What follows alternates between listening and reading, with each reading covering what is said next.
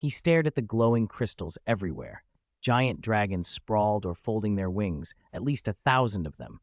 The light was like countless fireflies spread across the valley. The sky, free of storm clouds, was full of stars. Under that vault of light, John smiled gently, watching Luna drink in the view. The glow and starlight left soft shadows on her face. Ginny, watching him, suddenly thought how nice it would be if John were her brother. He wouldn't storm in and roar at her because of a few boyfriends. The next day, Harry woke from a strange dream.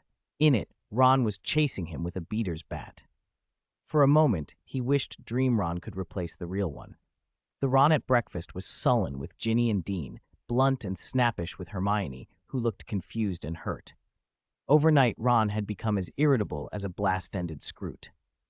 Harry couldn't handle his mood swings, so to ease the tension, he tried to be friendly and offered Ron a drink. He expected Ron to be in a foul mood too, but Ginny didn't seem affected. She only snorted at her brother and walked away.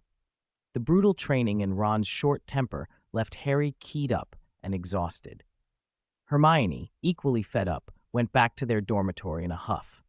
Ron cursed at a couple of first years who stared, scaring them off, then marched back to the boys' dormitory with his chin up. Harry felt powerless. He only hoped Ron would not be like this in practice. The next night it got worse. Ron's temper exploded far more often, his skills dipped, and he snapped at everyone. McLaggen shouted back at him, and the two nearly came to blows. Demelza cried. Perks, the beater, hefted his bat as if ready to exact revenge for her. Harry wondered whether putting Ron on the team had been a mistake, but with the match so close, he couldn't find a replacement in time. He told Ron he needed to control himself. If they couldn't get along, Ron might have to go. Ron's reply was to threaten to quit, which left Harry scrambling to calm him. That night, Harry lay awake, trying to think of any way to restore Ron to the teammate he'd been last semester.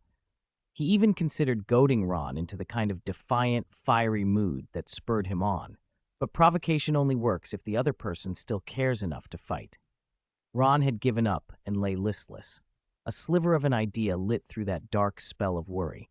Tomorrow was the match against Slytherin. The Great Hall was a sea of red and gold when Harry and Ron arrived. Their classmates cheered, but Ron still looked flat. Tea? Coffee? Pumpkin juice? Harry asked. Whatever, Ron muttered, chewing his bread like he'd swallowed a worry.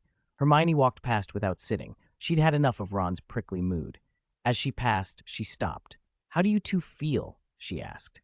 Harry was handing Ron a glass of pumpkin juice. Here, he said, drink up. Don't drink it, Ron, Hermione suddenly snapped. Ron's hand froze over the cup, and both he and Harry looked at her. Why? Ron demanded, calming a little. Hermione's eyes were wide. You just put something in that drink. Harry played dumb. I don't know what you're talking about. I saw you, Hermione hissed. You poured something into Ron's drink, and the bottle's in your hand. Harry pretended not to understand, surreptitiously slipping the small bottle into his pocket so Ron would see nothing. Hermione, furious, tried to warn Ron again. Ron, I'm warning you. Don't drink it. Ron, piecing Harry's actions together, grabbed the cup and drank it all. Stop telling me what to do, Hermione, he said. Hermione was aghast. She pulled Harry aside and whispered, I can't believe you'd do that. Using Felix Felicis for Quidditch against the rules. Harry kept up the act of innocence. Time was short. The Gryffindor team filed out toward the stadium. Lovely weather, Harry murmured to Ron as they walked. Lucky, isn't it? Yeah, Ron answered, still looking hollow. Then Ginny came running up. You won't believe it. Draco Malfoy called in sick. Really? Harry said, surprised. He's actually sick. Ginny snorted in delight. He fell and hurt his neck. I'm guessing Daphne Greengrass did it. Apparently Malfoy had been caught by Daphne with Astoria yesterday and ended up hung upside down, badly shaken. Ron's eyes brightened. We're so lucky, he muttered, and then, quieter to Harry, my pumpkin juice, did you?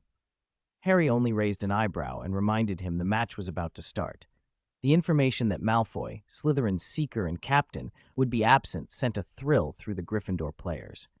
They were too excited to ask who Slytherin would put in as seeker. They changed quickly and strode out high on hopes. In the stands, the houses divided sharply. The Gryffindor side erupted in noise, while the green and silver section sat unusually quiet. Harry's smile widened until it landed on Luna in the Ravenclaw crowd. She wasn't wearing a lion's scarf. She clasped a green and silver scarf with a snake's head and tail in both hands. Ron leaned over and whispered, "Today's truly lucky." The Slytherin team filed onto the pitch belatedly, which explained the quiet. When they did emerge, however, the crowd hushed, and then the Slytherins exploded into a roar. As the first players appeared from the tunnel, Blaise Zabini called out, "For our king, let us cheer!" The Slytherin students raised their wands, and green smoke erupted over the field, coalescing into their emblem, an emerald snake that flicked its tongue toward Gryffindor and hissed. "For glory!" came the unified shout that drowned everything else. Lucky day? No. It turned out to be the worst luck imaginable for Gryffindor. From the tunnel, a single figure stepped forward as if the shadows themselves had parted for him. Black hair, cold brown eyes, and that detached look he always wore. An expression that belonged to someone used to standing on a high platform. The green robes he wore looked like a coronation robe, and the firebolt in his hand was a scepter. His presence lifted the entire Slytherin side's morale and chilled the Gryffindor bench. Everybody's attention fixed on him. Not even the name on every tongue in the stands could compete. John walked slowly toward Madame Hooch, and when his eyes found Harry across the field, the stadium seemed to hold its breath. Chapter 422. Behind him spread a vast sea of green and silver, emerald banners and Slytherin scarves waving like living snakes. Pressure tightened around Harry. He paused, told his teammates to hold their heads high, and stepped forward. Madame Hooch called out, "Captains, shake hands." John chuckled. "I didn't expect to meet under such circumstances." He offered his hand. Harry took it. His palm was a little sweaty. He quickly tried to steady himself. "It's Quidditch," he told himself. He was Gryffindor's captain. This was his game. No matter how Malfoy taunted him, no matter that John had never played official Quidditch before, Harry had led teams to victory. Confidence returned. "Mount your brooms and listen for my whistle," Madame Hooch said, counting down. 3, 2, 1. At the whistle, both teams pushed off at once and rose into the air. John was first into the sky. The firebolt behaved beneath him like a tame creature, its terrifying speed under his control. From his vantage point, he watched the game unfold. Slytherin won the first possession of the quaffle. The commentator, Ernie Macmillan, had plucked Zacharias Smith out of the booth when John appeared. Ernie's voice buzzed through the stadium. "They're off." No one expected Slytherin's captain to be replaced at the last minute. No one expected John to show up on the pitch. Ernie was midway through his spiel when he suddenly shouted, "Urquhart of Slytherin has got the quaffle! Look out! There's a bludger!" A bludger launched from Goyle's bat and whistled over Ron's head. Two tall Slytherin chasers grinned as they bore down on Gryffindor. Urquhart, an excellent chaser, initiated the trident formation. Ginny spun her broom to chase him, and Urquhart passed to Astoria Greengrass. "Stop her," McLagan barked at Ron, the sort of sharp instruction a captain gives. "Shut up," Ron snapped back, irritable, wrenching his broom to try to intercept Astoria. She angled down, accelerated, and kept the quaffle just out of reach. "It's in. The quaffle's through. Astoria Greengrass scores first for Slytherin." Harry, searching for the snitch, glanced over at McLagan, loudly blaming Ron for failing to slow the attack. He prayed Ron wouldn't snap, and then went back to scanning the sky. The game wasn't looking good. Ginny's skill as a chaser helped claw some momentum back for Gryffindor, but the trident kept working. Urquhart fed Vasey, who shook off Demelza, opened a body's length, and threaded the quaffle through McLagan's legs. "Another goal. The score is now 120-50, Ernie cried, earning a jab from Professor McGonagall at his ribs. From the Slytherin stands rose their anthem, sung with familiar pride. Harry felt the pressure double. Only he could change the tide now. Slytherin's beater perks winged a bludger at Astoria while she still had the quaffle. She tilted her head, her goggles just grazed, and the quaffle slipped from her fingers. Ginny seized it and chased. Ernie's commentary veered between admiration and nonsense. "Now Ginny Weasley has the quaffle. Astoria Greengrass is a beauty, only to be shouted over by Malfoy's roaring threat from somewhere in the stand." Astoria's frustration showed on her face. Goyle and Crabbe grinned maliciously. "Give her a bludger," one of them called. "All right." Crabbe barreled into Gryffindor beater gut as he swung. The bludger careened toward Demelza's nose and nearly dumped her from her broom. Another bludger spun off and struck Ron's arm. Ernie gasped. Oof, Ron's wobbling. That looked painful. Ron clamped his teeth together, cold sweat on his face. His arm could be broken. John watched the intensity of the match below, amusement growing into interest. He had never played a Quidditch match, but something in him liked the speed and danger. A light flashed in his eyes. Then, in an instant, he accelerated, shooting forward like a green arrow. John's moving. Has he found the snitch? Ernie shouted. Harry started without thinking and gave chase. Under the clear blue sky, two figures, one green, one red, sped upward, climbing higher and higher. John glanced over and saw Harry closing in. A smile curved his lips. Used to the velocity of meteor shoes, he handled the firebolt effortlessly. Just as Harry thought John had tricked everyone, John made an exaggerated turn and the firebolt arced. Harry realized he'd been baited. He began to turn too, only to be buffeted by a gust of wind at that height and almost lose control. He barely rebalanced, but John had already slipped away. John plummeted vertically, and for a moment it looked like he'd lost control. Then Ernie's voice exploded. No, he hasn't. It's the golden snitch. Harry's enhanced vision caught a gleam of gold below, near Gryffindor's goal. He pushed his broom to chase. The gap John had opened was costly. Harry could only rely on speed to make up ground. All eyes fixed on them as John's angle tightened. He plunged like an arrow, the wind parting on either side. Closing his right eye, he streaked past Gryffindor's goal, as if carved from wind. At the last instant, the snitch flashed, slipping, almost free. John's hand closed like a snapping viper's and sealed around it. The firebolt skimmed the ground. John adjusted, leaped gracefully, and with a quick 90-degree kick, turned the firebolt level, landing on it with smooth, effortless precision. He opened his hand to reveal the snitch he'd caught. Time froze. Every face in the stadium was stunned. John stood on the firebolt, arms spread to the wind, and chuckled. Now you can cheer. The tension exploded. The stands shook with the Slytherin roar. Green fireworks burst, banners flew, and Luna's scarf fluttered like a peal of laughter. Ernie, still breathless, raved, John caught the snitch. He ends the game. At that angle, completely unharmed. No mud, no hair out of place. He's so elegant. John Wick. The firebolt slowed. John held the snitch aloft, a figure against the sea of green and silver. The scoreboard was final, 3-10, 1-20. Glory to Slytherin, the crowd sang. John had shown them what glory looked like. Harry and the Gryffindor team drifted back down to the ground, heads bowed. On the pitch, they looked up at John like subjects at a king. No one could fathom why John flew so well. In the Gryffindor changing room, spirits were crushed. Ron stared blankly. This shouldn't have happened. How did this happen? He still half believed in the luck of Felix Felicis. Had Slughorn's potion failed? Hermione clutched the Gryffindor scarf tightly, searching for words of comfort. Losing to Slytherin stung. Losing to John, who hadn't been expected at all, felt almost reasonable. She hesitated, stepped forward, and said, Harry, Ron, are you two all right? No, Ron snapped.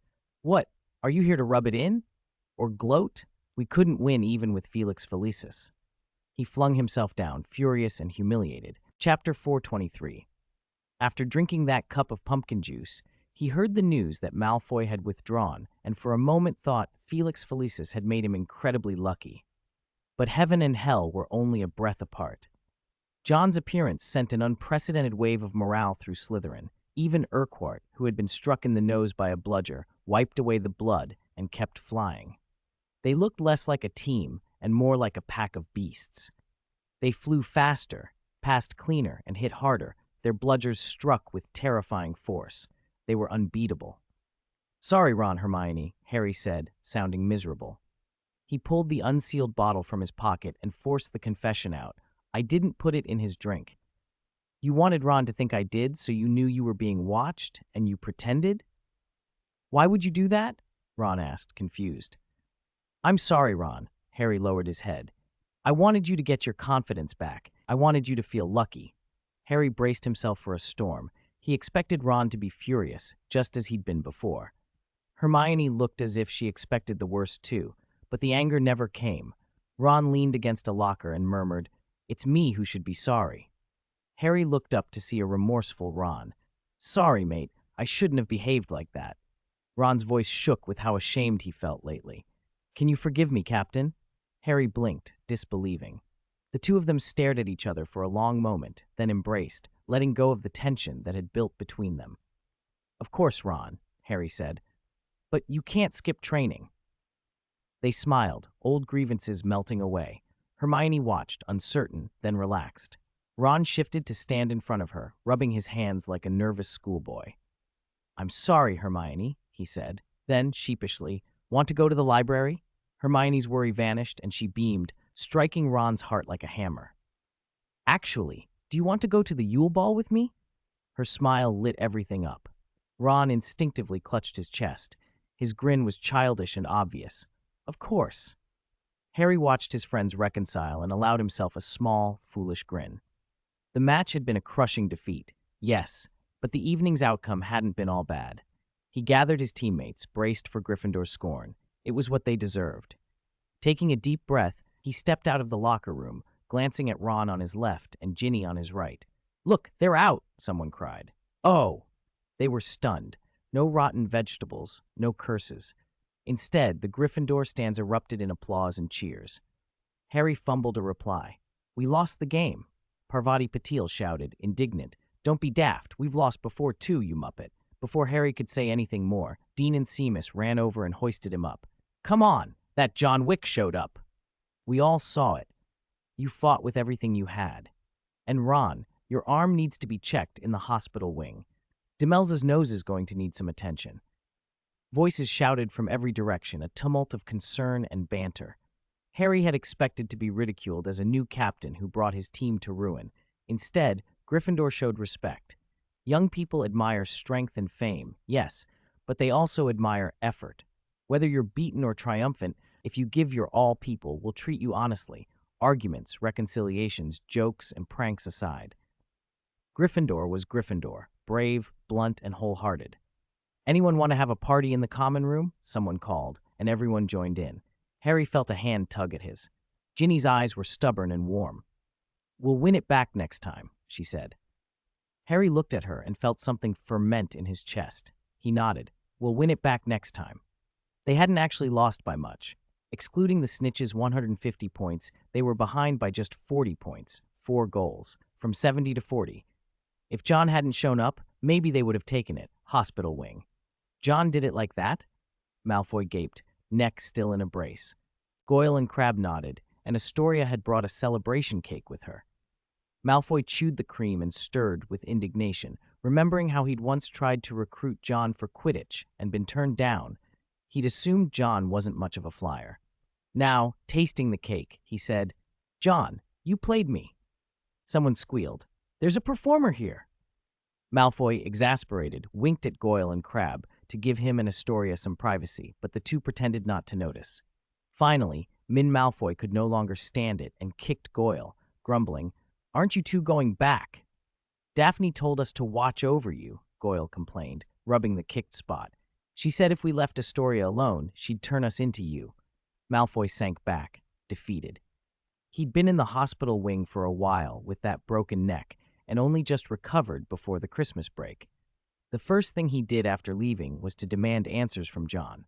You said you couldn't fly, Malfoy accused, as if John had personally wronged him.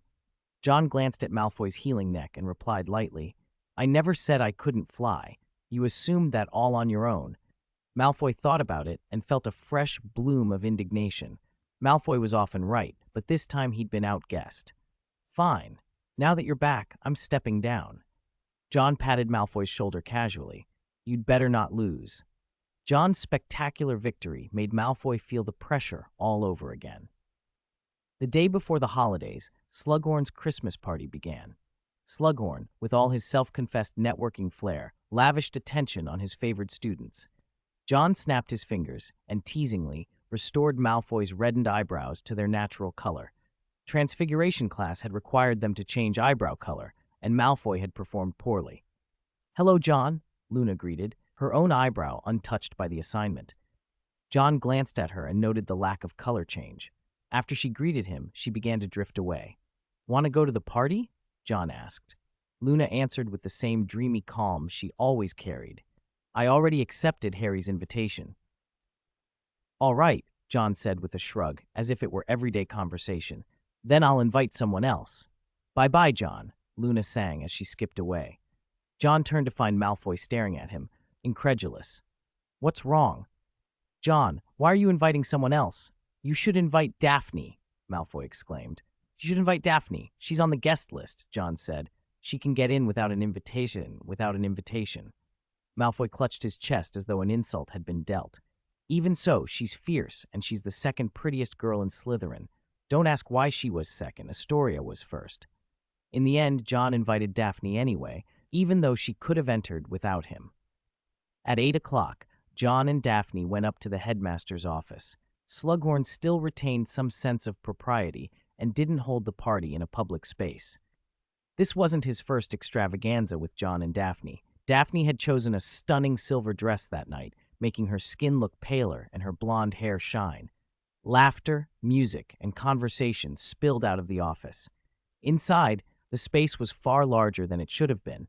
The undetectable extension charm was obvious. The room had been transformed into an opulent tent, festooned with emerald green, deep red, and gold drapes. John recognized the style, a silver hand product. Only Slughorn would think to fit a tent inside his office. Chapter 424. Many guests who weren't students had been invited to the banquet, which was why Slughorn had insisted on holding a private gathering. In its own way, the invitation was a quiet student perk. To be invited by Slughorn meant you possessed qualities someone might want to cultivate.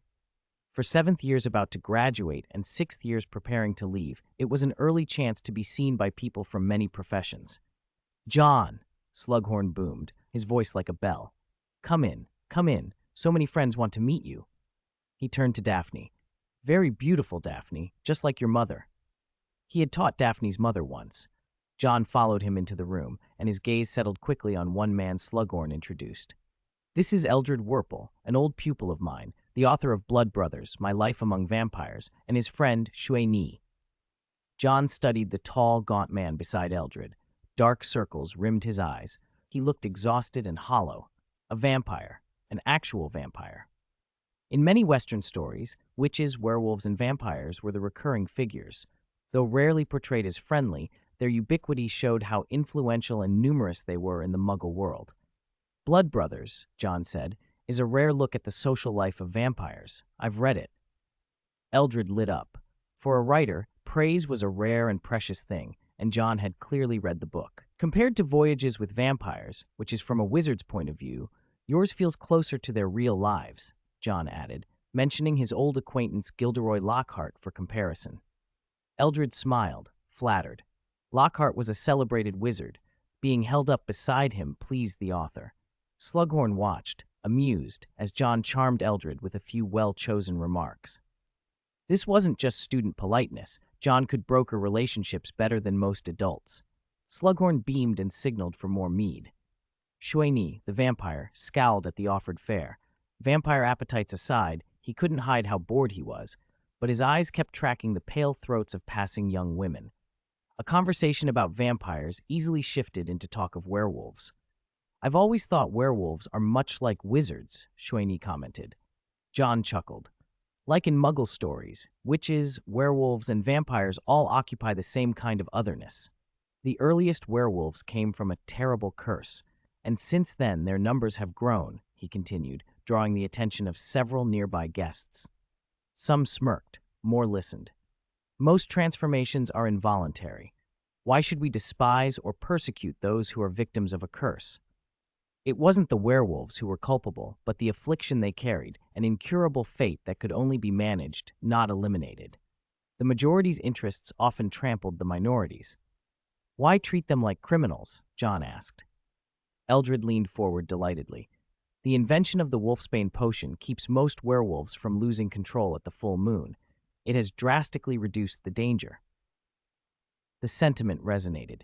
Sympathy for the weak is a common human response. Though the status of werewolves had improved in recent years, discrimination persisted. Talking about them made John the center of his group's discussion. When they learned he was the youngest holder of a Merlin medal, their enthusiasm grew. By the time Harry arrived, John was already the focus of the room. He laughed and debated with wizards from many fields about the Potion Association and the Ministry's recent reforms concerning werewolves.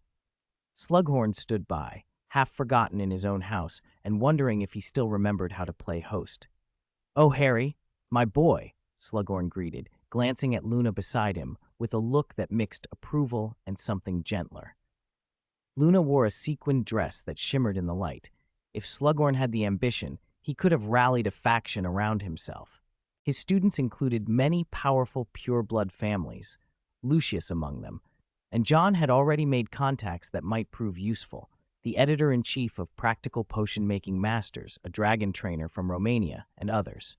Even if those connections better served John's other identity, the Silver Hand, they were valuable. Good relations were leverage. A dragon trainer who raised dragons in Romania frowned as he spoke. "It's terrible. Nearly half the dragons in Romania have escaped." "Why didn't you stop them, Werner?" someone asked. Werner Hall, a former pupil of Slughorn's, rubbed his forehead. "We can't keep dragons in cages unless we have a space large enough to hold them, a practical impossibility." Most dragon materials on the market came from Romania.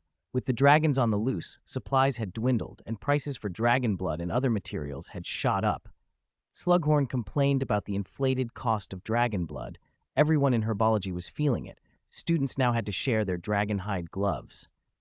Potion masters, who relied on dragon parts, were hardest hit. "It's not an easy situation," Slughorn sympathized. "This is worse than that," Werner said, voice dropping. "An old trainer told us, if this isn't a mating season, then we're in real trouble." "Why?" Slughorn leaned forward. He loved fresh gossip from his contacts. Werner's face darkened. "The dragons have a leader. They've produced their own king, and there was a massive breakout." "The Dragon King?" Slughorn muttered, stunned. "I've never heard of dragons having a king. It makes me think of Merlin. He was said to understand the language of dragons." John had been listening. Werner's words shadowed his expression. Slughorn noticed the change. "What's the matter, John?" John's smile was faint. "I suddenly realized a friend of mine just walked out." Slughorn, still oblivious to the full implication, laughed. "Draco Malfoy. Yes, I saw him. He took Miss Greengrass with him." "What?" Daphne, who had been searching for her sister, heard and fled. John excused himself and left the room as well. Outside, a voice cut through the corridor. "What do you want, John Wick?" It was Snape, dry and sarcastic. John stopped. "Your statements," Snape said slowly as he approached, eyes narrowed as if trying to read every thought. "What do you intend to achieve with this influence?" "You misunderstand, Professor," John replied coolly. "I'm simply engaging in normal social behavior." Not far off, Harry stood watching. John tossed a casual remark over his shoulder. "Have you ever considered that Sirius becoming the Defense Against the Dark Arts professor might have been arranged by Dumbledore?" At the mention of Sirius, Snape's face tightened as if he'd smelled something rotten. "Everyone at Hogwarts knows you covet that position," he said to John. "Do you think Dumbledore would be unaware?" "Enough, Mr. Wick," Snape snapped. John shrugged and walked away. Passing a classroom, he noticed Daphne peering in through a crack in the door, an undignified sight that made him exhale softly. He leaned near the crack and finally understood why Daphne clutched her wand so tightly. Inside, Draco Malfoy and Astoria sat together, each holding a plate of cream cake. It was an ordinary scene. They were sharing dessert. Draco had flicked a fingertip to wipe a smear of cream from the corner of Astoria's mouth. The intimacy made her murmur a soft thank you. They perched on the windowsill, moonlight pooling around them. They both seemed startled by how natural the gesture felt. Under the clear night, the classroom smelled faintly of sugar and a hint of pear blossoms from Astoria's hair. She stole glances at Draco. He stared at her until their eyes met. Then they both quickly looked away, cheeks warming. Panic and secret joy vied with tenderness. Love, small and unbidden, had begun to sprout. Draco lifted his head and on impulse said, "The moonlight is beautiful tonight." Yes, the moonlight was beautiful, and so were you. Their shadows stretched long across the floor. Astoria looked up and for a moment surrendered to his gaze. Two hearts beat a little faster, drawing closer. Their reflections met beneath the windowsill. Malfoy had thought there was nothing softer than cotton until that touch. They lingered, then parted. His mouth still tasted faintly of cream. He licked his lips, smiled at Astoria, and leaned in again. He didn't get the chance. Daphne had been outside. By the time the group reassembled after Slughorn's party, Malfoy's upper and lower lips were swollen into painful, sausage-like puffs. His speech was muffled. "How was I supposed to know Daphne was outside?" he protested through the sting. John shook his head in helpless amusement. "One time would have been enough, but you had to push it." Malfoy blinked, near tears. He'd been stung by a wasp jinx. "John, will I never be able to be with Astoria in this life?" he asked despairingly. John glanced at him with the frankness of someone who had watched the whole scene unfold. "Don't worry, Daphne already agreed." He nonchalantly passed a letter to Basil. Malfoy was stunned. "If she agreed, then why did she hex me?" "She was leaving, and you decided to stick your tongue out like you always do," John said dryly. "Tell me, weren't you asking for it?" Malfoy, humiliated that his private foolishness had been witnessed by two people, looked beseechingly at John. "Can you fix my lips?" John considered him for a beat, then sneered, "Get lost." So Malfoy went home to the Malfoy Manor with his ridiculous lips. Christmas break arrived, and John chose not to remain at Hogwarts. There was an old gatekeeper living next door to his shop, too useful to ignore, so he left school and returned to the city. The headlines didn't stop. Romanian dragon escapes again, several dragon tamers injured. You know who strikes again. Gilderoy Lockhart attacked, lightly injured, but repels his attacker. Gilderoy Lockhart to guard Christmas in Nocturne Alley. Ministry awards Lockhart a Medal of Valor. A prominent scholar publishes controversial views on werewolves. John flipped through the paper in the Silver Hand Johnny store while Tang Mi watched him. Lockhart's in the special care ward at Silver Hand Hospital, Tang Mi offered. "Do you want me to arrange an interview?" "Don't let Rita anywhere near it. She's been sniffing around too often lately." John's eyes were still on the dragon story. Strengthen the defenses and start the Christmas program.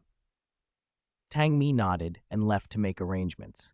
Christmas was coming, and John planned to tie together events in Nocturne Alley and Diagon Alley, maybe a Quidditch exhibition between the two districts.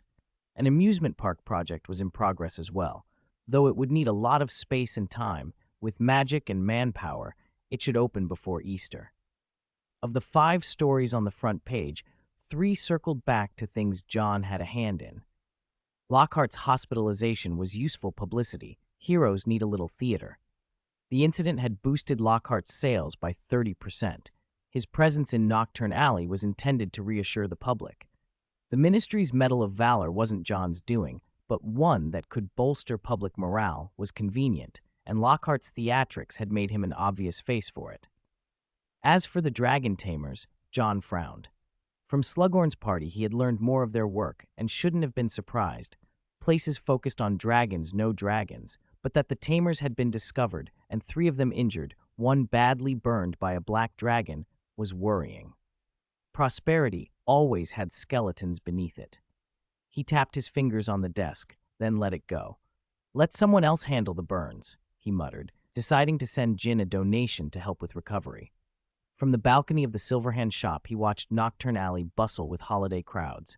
Ice lanterns lined the lane, magical snow sculptures and animated creatures peered out from shop fronts. Even here, of course, there was a play running, Lockhart's favorite, Wandering with Werewolf. "Sir, old Jack is here," Tang Mi interrupted. Old Jack arrived with his youngest, Tai Luo, both respectful and anxious. As a counselor in the werewolf community, Jack's hope had always been that prejudice would ease and that his people's children would be treated fairly. John, wearing his silver mask, greeted them warmly. "It's good to see you before Christmas, old Jack," he said, and Tai Luo peered up at him with wide admiration. "Is this about the school?" Starting a school for the werewolf community wasn't impossible. The hard part was finding qualified teachers and students with the right experience.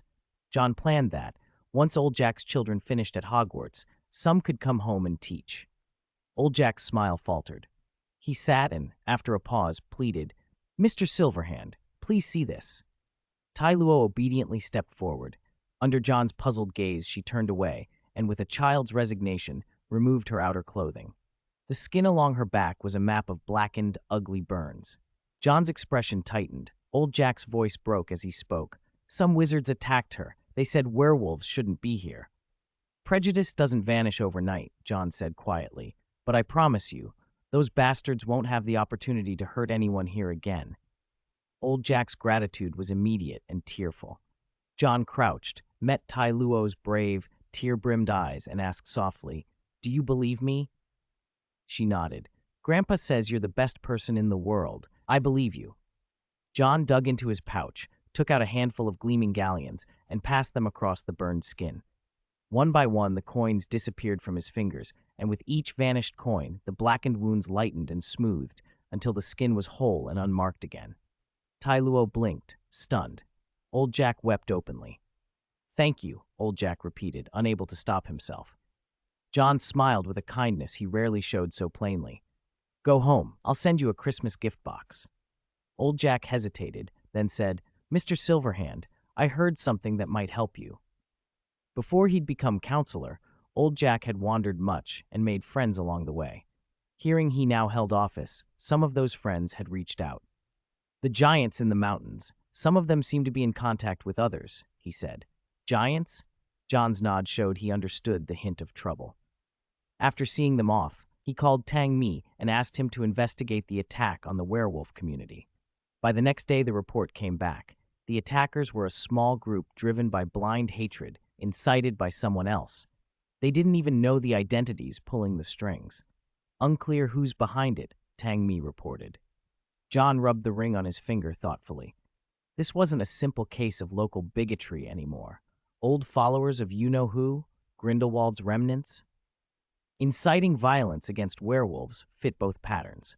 The possibility made a cold line tighten at the back of his neck. Outside, Weasley's Wizard Wheezes was bright and lively for the holidays, though its owners, George and Fred, had gone home for the break. John watched the bustle of the alley, decorations, families' plays, then tucked the newspaper aside and returned to planning, already outlining defenses, events, and the quiet investigations that would have to be done before the season's festivities could mean anything resembling peace. Chapter 426, The Match Between Two Alleys. This Christmas, Charlie Weasley, the second eldest son, home. He had a broad, good-natured face freckled and weathered by the elements, his arms muscular from years of outdoor work. Despite the cold, he was wearing a sleeveless cotton vest, and the skin on his forearms looked oddly pale and raw where flame had burned it. It was those injuries that had brought him back for the holidays. Molly Weasley cried as she hugged him. Charlie had always taken after her, shorter and stockier than his brothers, but still tall when held. "I can't believe that happened," Molly said, voice shaking. "I can't believe it was you." "It's all right, Mum," Charlie said, patting her back. Harry was spending Christmas at the Burrow and at the old black family house. When Ron went to greet his brother and saw the pale arm, he blurted out, "When did you have skin whitening done?" "It isn't skin whitening, Ron," Charlie said, holding out his arm and trying to sound casual. "Dragonfire did this." Up close, the arm didn't look white from bleach so much as scorched and stripped. The flesh had been badly burned. Harry could imagine how painful it must have been. Charlie glanced at his watch and muttered, "Time to put more medicine on." The sore skin brushed against his sleeve and he winced. "Let me help," Ron said immediately, and Harry moved to help as well. They each took the oyster shell dish of salve and dabbed it over the raw patches. The cool ointment made Charlie hum with relief. The Weasley twins returned. Seeing Charlie, they nudged forward with their usual grubby grins. "Need some burn cream? Weasley's Wizard Wheezes at your service." "George, George," the other twin replied, exasperatedly flipping his hair. Charlie rolled his eyes. "Can't you two be a bit less embarrassing for your brother's sake?" They were always being mixed up. Bill and his girlfriend Fleur had come back too, and they both looked surprised at Charlie's arm. "You were tracking dragons?" Bill asked, frowning. "Why were you tracking dragons?" Before Charlie could answer, Harry said, "Dragon King." Everyone turned to look at him. "At Slughorn's party, a dragon tamer mentioned one," Harry explained. Charlie nodded. "Werner, yes, he talks about his mentor a lot." "Dragon King?" Ron echoed. "What does that mean?" Charlie, who worked with dragons, explained, "Literally, the master of dragons, the king, their leader." Romanian dragon tamers suspect that the recent mass escapes happened because the dragons answer to their own king. More people drifted into the burrow as they spoke. Lupin and Sirius had arrived as well and were listening. Charlie continued with a crooked smile. There have been dragon escapes before, but never on this scale. We went out to track them down, but we underestimated how alert the dragons were. A Hungarian horntail caught me. Hungarian horntail?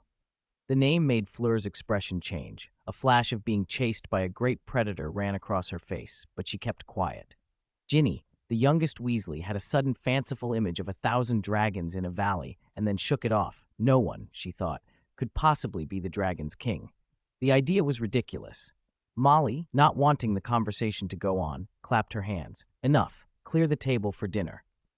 With the salve on, Charlie's arm felt a little better. Why don't you use magic to heal it? Ginny asked. Dragon fire's poisonous, Charlie said. You can't mend it properly with ordinary charms. Dinner was hearty, though Molly made no secret of her disapproval of Bill's fiancée. Harry, enjoying a slice of freshly baked apple pie, asked, Where's Dumbledore? He's at Hogwarts, Lupin said. He'll be having a good meal with the other professors. Tonks isn't back yet either, Harry added, looking around the long table. Sirius, sitting beside him, leaned in and said softly, Molly always tries to get Tonks over whenever she can. She'd very much like Tonks to be part of the family, and perhaps a match for Bill. He glanced meaningfully at Fleur, and Harry understood why Tonks had looked so reluctant the last time Molly had pulled her over. The burrow felt like home to Harry. He loved being there. Sirius was staying at the burrow for the holidays, too. He wasn't keen to return to the Black family house and deal with Creature. After dinner, Fleur and Bill left together, still in the honeymoon phase, and Lupin slipped away to check on developments. Harry lay on his bed and watched his godfather. What is it, Harry? Sirius asked. Harry smiled. Sirius, thanks for being here. That's what I should say to you, Sirius replied, smiling too. Good night, Harry. Good night, Sirius. 3 days later, Harry and Sirius were planning to go to the old Black house when Fred bounded in with news. There was going to be a Quidditch match between Diagon Alley and Nocturne Alley. Sirius waved his hand toward Diagon Alley and started for the door. Molly exploded. No, you are not going out. Sirius raised his hands as if appeasing a dragon. Please, Molly, no one's going to get killed in front of thousands of wizards in Diagon Alley. But Molly planted herself in the doorway. Understandable, since the Weasley family clock still pointed to mortal peril, and she wouldn't allow anyone to take risks. All right, Molly, you win, Sirius said, pretending to relent. Harry, Ron, and Ginny were crestfallen. It might have been their only chance to get out during the holidays. When Molly left the doorway, thinking she had stopped them, Sirius, Harry, Ron, and Ginny tiptoed, and then, smothering giggles, bolted for the door. Seconds after stepping outside, Ron knocked over a broom, which clattered loudly and alerted Molly. Run, Sirius shouted. They sprinted for the open. Once they were outside the range of the anti-apparition charms, Sirius grabbed all three, and under Molly's furious glare, vanished with them. They reappeared amid the bustle of Diagon Alley, the snow mottling the eaves of every shop. Sirius had to shout to be heard over the crowd. Hold hands, don't get separated. He took Ron's hand.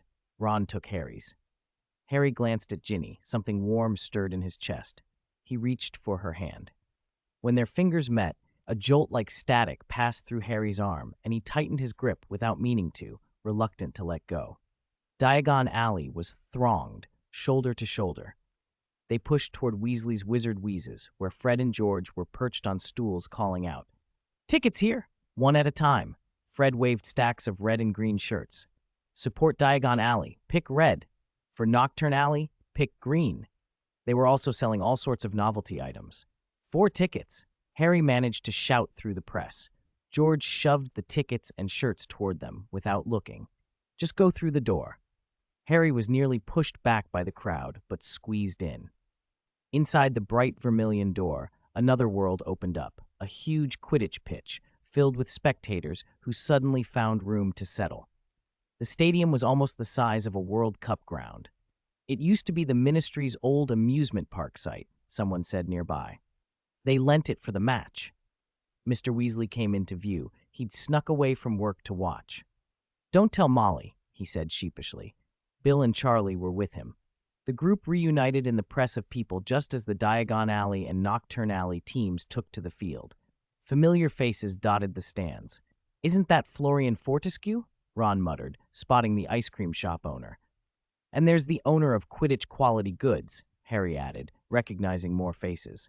They stood there, mouths open, surrounded by the buzz of the crowd and the thrill of the match about to begin. 427, Chapter 427. The match started fast. John had been expecting a fierce Quidditch contest, but the game took a different turn when Florian Fortescue pulled a snowball from his pocket and slapped it into an opponent's face. In moments, the Quidditch match dissolved into a full-blown snowball fight. Snowballs flew on and off the pitch. The Quidditch Quality Goods owner got hit, a gap-toothed wizard in green readied to throw, but was buried in snow. Everything green turned white. In the end, amid the chaos, the Quidditch Quality Goods owner managed to catch the golden snitch. A sudden bang erupted across the field. A troop of witches on enchanted brooms flew overhead, scattering sweets from their bags. The snitch trembled in the owner's hand, broke free, and shot into the sky, transforming into a giant exploding firework. Laughter and screams of delight filled the park as fireworks bloomed into the sign Weasley's Wizard Wheezes. Adults and children played like children again. The not-yet-opened park had already won everyone's hearts. In the VIP box above, old Barty sighed, "Holding a match like this every year would be something." John watched the final fireworks spell out the Weasley name and chuckled. That ought to cover the cost of upkeep. Those extravagant fireworks and ice witches were all freebies. It was a brilliant publicity stunt. No one would refuse the chance to join. Old Barty listened to the laughter below and felt some of the fear the Dark Lord had spread lift. He understood the operation's success. "All right," he said at last, "don't go too far next time, and I'll be willing to turn a blind eye." Old Barty's tone hardened. Things like with the Shafiq family should be avoided. He had come that day to demand answers about the attack on the Rosier family. Officially, no culprit had been found, and the incident was chalked up to a dark wizard. But Barty's people had reported seeing an executioner from the Star Disciples that day. "There aren't many left in the Rosier family," he said more gently. "If something happens to them, it will cause unrest." John only chuckled. "Old Barty, some things can't just be left to fester." "We all know what they did." John's meaning was clear. "You're not the indecisive type." "I'm just worried you'll go too far," old Barty said, lowering his voice. "And there's that matter with old Jack." He looked at John. "At least 3 wizards have disappeared. That should go to the Aurors." "You know those men abused a minor," John replied without emotion. Old Barty was speechless, then said, "Amelia Bones is watching you." "I don't mind being watched," John said indifferently. Old Barty regarded him for a long moment and left the stadium. John straightened his coat and peered through the full-length window down at Diagon Alley. The red and green of the season made Nocturne Alley appear almost merged with it. "Sir?" Tangmi stepped in once Barty had gone. He looked serious. "The investigation into the giants has yielded results." "They're gone," John said flatly. "Searching the globe for giants would be like looking for a needle in a haystack." But John had a half-giant friend who'd traveled to giant territory. Through Hagrid and others, he'd traced leads. Johnny Silverhand's fireplaces, his flu network, spanned Europe, and several days of inquiries had proved bleak. "Is this Voldemort or Grindelwald?" Tangmi asked. John shook his head. "Grindelwald never worked with magical creatures when he was active. It has to be Voldemort." John's eyes went cold. It didn't surprise him that giants would align with Voldemort. They had been cast out and harbored resentment toward wizards. Giants are hard to kill with ordinary spells. Having them on your side would make Voldemort far more dangerous. He was clearly building strength for war. Rubbing his ring, John added, "Giants aren't useful for assassinations. They're noticed the moment they appear. Voldemort must be gathering them for one purpose, war." "What about Bellatrix and Narcissa?" Tangmi asked. "Narcissa hasn't been in contact with Bellatrix for some time," Tangmi admitted. "The only confirmed thing is that Bellatrix is still in the country." "Voldemort left his only loyal subordinate behind like that?" John wondered aloud. suspicious that Bellatrix might be bait or a deliberate risk. Release a statement and inform the Order of the Phoenix as well. John didn't plan to tell the Order personally. Even though the relationship between the Order and the Constellation Society was complicated, he would let them handle anything that could be used against Voldemort. An article titled, "Where Did the Giants Go?" soon appeared in the Prophet, quoting a magical zoologist's findings and quickly drawing the Order's attention. At the Burrows' dinner table, Charlie blinked. Dragons are gone, and now giants have disappeared? Lupin took the paper and read. Arthur. He looked at Arthur Weasley. Arthur, head of his family and an official at the ministry, nodded. They left to discuss it further elsewhere. Harry didn't know all this. He and Sirius were busy preparing the old black house. That day, the house had uninvited visitors. Harry answered the door to find the person he least wanted to see. Professor Snape. He hadn't expected him. Professor, what are you doing here? Harry, who's that? Sirius called from inside. He was wrestling with a muggle battery-operated star Mr. Weasley had given him for the Christmas tree. His face clouded when he saw Snape at the door. You should learn to read, Black, Snape drawled. He stepped forward and an owl swooped in through the open window bearing an Order of the Phoenix meeting notice. Mr. Weasley arrived soon after, accompanied by half the family. Harry, you and Ron go upstairs first, Mr. Weasley said. The Order's tone was solemn enough that Harry felt he should defer. Tonks and Moody were there too. Kingsley had to stay at the ministry for Auror business. Moody shuffled in on his wooden leg, the injury from a recent encounter with a Death Eater still troubling him. Everyone's here except Kingsley, Lupin observed, laying the Prophet article on the table. The giants are missing, he said. Dumbledore once sent Hagrid on a secret mission, Moody grunted. That mission failed. The Death Eaters had contact with the giants, Lupin continued. We thought once the Death Eaters were dealt with, this would be over.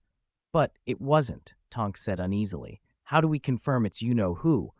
Besides Hagrid's mission, only Death Eaters were known to go there, Lupin said. Giants don't migrate like this. A disappearance on this scale means one thing. Someone hid them, Sirius finished. The room went a little heavy. Where's Dumbledore? Mr. Weasley asked sharply. Dumbledore's absence from such a meeting was conspicuous. Snape answered coolly, Dumbledore is at Hogwarts. Something hidden at Hogwarts, Lupin guessed, looking at Snape for confirmation. Snape simply ignored him. The meeting ran late.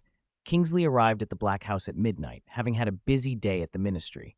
As a fellow ministry official, Mr. Weasley, Tonks, and Moody understood the pressures Kingsley faced. But when he entered, he brought news that stunned everyone. Old Jack is missing, Kingsley said. The werewolf community counselor? Sirius snapped. Lupin shot up from his chair. What happened? Kingsley's voice dropped. It's suspected he was attacked by someone hostile to werewolves. The Aurors wanted to intervene, but they were stopped. Who can stop the Aurors? Bill asked reflexively. In their world, the Aurors were the foremost law enforcement force. The idea of anyone stopping them was chilling. Kingsley spoke the name that made everyone's skin prickle. Johnny Silverhand. 451. The Vanished Giants. The news sent shockwaves through the community. Giants missing, an old werewolf leader vanished, old fears resurfaced, and new ones formed. Speculation spread fast, and the Order moved to respond in every way they could. 452. The disappearance of Old Jack the werewolf community was thrown into chaos. Old Jack had disappeared. He normally spent afternoons sitting beneath the great tree, but he didn't show up that day. Zoophae returned to spend Christmas with Old Jack and found the werewolf's home had been attacked.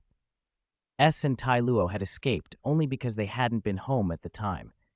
The sense of danger was immediate and raw. Someone was targeting the vulnerable, and whoever it was had the power or influence to halt the Aurors from intervening. Zoophae immediately mobilized the werewolf capture squad to search. The whole werewolf community was in an uproar. Old Jack was beloved, and now he was missing. Signs of a struggle had been found in his home. Tai Luo's face went pale when she recognized the magical signature, the same one that had attacked her before. The Aurors were informed, but they couldn't get in. Silverhand Manor became a refuge for the family. Jack, Sai Wen, S, and Tai Luo, Old Jack's children who were still at home, gathered there, and John stepped out of his study. He ruffled the youngest, Tai Luo, on the head, a cold glint in his eyes. It seems the warning we gave a few days ago didn't teach some idiots restraint. Jack, the eldest of the four, asked, "Grandpa will be okay, right?" "Of course," John said without hesitation. "That's my promise to you." Those words finally steadied their anxious hearts. In the werewolf community, no one doubted Mr. Silverhand. Gaucy came up beside John. "Found him," he reported. "Identity?" John asked. "A wizard and a werewolf." John's brows tightened. "A werewolf? One who used to be part of the werewolf community," Gaucy added. "Used to?" John's voice hardened. When he'd first come to Nocturne Alley and opened a shop, he'd crippled Fenrir Greyback. He hadn't expected any refugees of Fenrir to return. "Was he Fenrir Greyback's subordinate?" Gaucy nodded. John sneered. "Then someone is backing them." He paced a short circle, anger coiling under his calm. "Let's clean them out." The Shafiq family and other purebloods had never taught restraint. Their recklessness had now spilled into John's territory. The last warning to Rosier clearly hadn't deterred Dark Lord loyalists. "Have some candy. Christmas shouldn't be only about teeth," John said, snapping his fingers. A pile of sweets appeared in front of the four children, easing the tension for a moment. Old Jack had been kidnapped. He was bound and left in a room with a single door. A man stood before him, arrogant and scrutinizing. Old Jack recognized him immediately. Carl Caro, the last free heir of the Caro family, one of the Sacred 28. He had even attended gatherings at Silverhand Manor. "You betrayed Mr. Silverhand," Old Jack accused, head raised. "Betrayal?" Carl sneered. "I never pledged allegiance to him." "The only one I can pledge allegiance to is the Dark Lord." Carl drew his wand and grinned. "Filthy werewolf, dreaming of equality with wizards?" He raised his wand and screamed, "Crucio!" Red light struck Old Jack. He clenched his fists, his body convulsing under the curse. Seconds stretched like centuries. When it finally ended, Old Jack gasped, drained of color. "The Dark Lord will return," Carl crooned. "But first, you old fools must be eliminated." Carl chuckled. "Johnny Silverhand thinks he controls everything, but it's all in vain. Once the werewolf community sees his hypocrisy, they'll desert him." "Mr. Silverhand has never deceived us," Old Jack rasped. "Is that so?"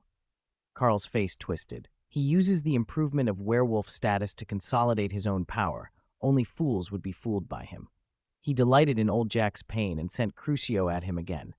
Old Jack nearly passed out, only to be violently brought back to consciousness. Carl stepped back, savoring his victory. "An old friend wants to see you," he said, and the door opened. A scarred werewolf limped in. Old Jack's pupils tightened at the sight. "Old Jack," the scarred werewolf, Mark, said with a savage grin, "it seems you've gained a lot under Johnny Silverhand's protection. Kill you, and it can all be mine." "You're wrong," Old Jack managed. "Even if you kill me, you won't get the werewolf community." Mark laughed, cold and certain. "You're mistaken. Werewolves need a leader. Your death will rekindle their hatred for wizards." He was a product of Fenrir's methods, bred to hate wizard kind. If Old Jack died and Johnny Silverhand failed to act decisively, it would push many werewolves into fury and chaos. That would be the opening the Dark Lord's supporters wanted. Carl's eyes glittered. "And I will surrender to the ministry myself." He smiled crazily. "As a pure blood, I'll only be imprisoned briefly. The werewolf community will erupt in outrage against the ministry." A wizard who killed a werewolf leader and walked away unscathed. How would the werewolves not blame the ministry and splinter? The scheme was brutal in its logic. Sever ties between the ministry and the werewolves, force internal conflict, drag the pureblood families into upheaval. Carl counted on the protective network around his name. Intermarriage and influence among the purebloods would shield him. The ministry would be reluctant to touch the Caros. Old Jack's face went ashen. His death could send the recovering werewolf community back into the abyss. He begged desperately, "Then why won't you just kill me?" "Shh," Carl purred. "Pain amplifies emotion. Torture stirs deeper hatred than a quick killing." He raised his wand again, but a new voice cut through the room. "A very clever plan," a faint voice said from behind. Carl spun. A tall figure stepped into the doorway, silver mask. Carl's arrogance wavered only momentarily. He smiled and spat. "Do you dare kill me? Behind me are the Caros and more pure bloods." "Killing me would mean breaking with them," he added. "Are you willing to give up your status as the second king?" Carl's overconfidence was palpable. He assumed the pure blood network rendered him untouchable. He didn't see John's gaze, level, not impressed. John's voice was casual. You seem very confident in your identity. Carl's confidence only deepened. He took a step forward, daring. Do you dare kill me? As you wish. John raised his hand. A shockwave blasted through the room and sent Carl flying. Mark sprang to attack, but a green light wrapped around him and dragged him off. Uxer had acted. Everyone else outside had already been dealt with. Gaucy, always eager, stepped forward. Respected Mr. Silverhand, if you're willing to pay me enough galleons, I don't mind being wanted by the pure-blood families. John glanced at him and, dryly amused, said, 5,000 galleons. Deal. Gaucy's eyes shone. He didn't fear pure-blood ire the way Carl assumed. John hauled Carl back upright and looked down at him with pity. Carl met a pair of unblinking vertical pupils. Do you honestly think I care what they think anymore? John asked. Carl had been foolish to believe the Caros and other pure bloods could sway John. Gaucy stepped up, playful and ruthless, pointed his wand at Carl's head and snarled, Reducto. Carl's confident grin disappeared as the spell struck. Carl Caro's head exploded like a watermelon. When Gaucy finished, he merely clapped his hands. All right, I'm off. Who said you were leaving? John asked. Gaucy jumped and answered cautiously, Going to Azkaban is a different price. John smiled, thinking of the memories he'd just taken from Carl Caro. 5,000 galleons wasn't the price for murder, he said slowly, but for liquidation. Some pure-blood families still clung to the absurd doctrine of pure-blood supremacy and secretly longed for Lord Voldemort. If that was their mindset, they needed to be dealt with, starting with the Caros. A silver albatross flapped into the foyer of Silverhand Manor, a tiny voice coming from its beak. Barty Crouch, old Barty, stomped inside, face ashen, robes swirling. Johnny, Johnny, he bellowed. His anger echoed through the empty rooms. The albatross opened its beak and repeated, Minister Crouch. You owe me an explanation, Barty snapped, glaring at the bird. I told you not to go too far.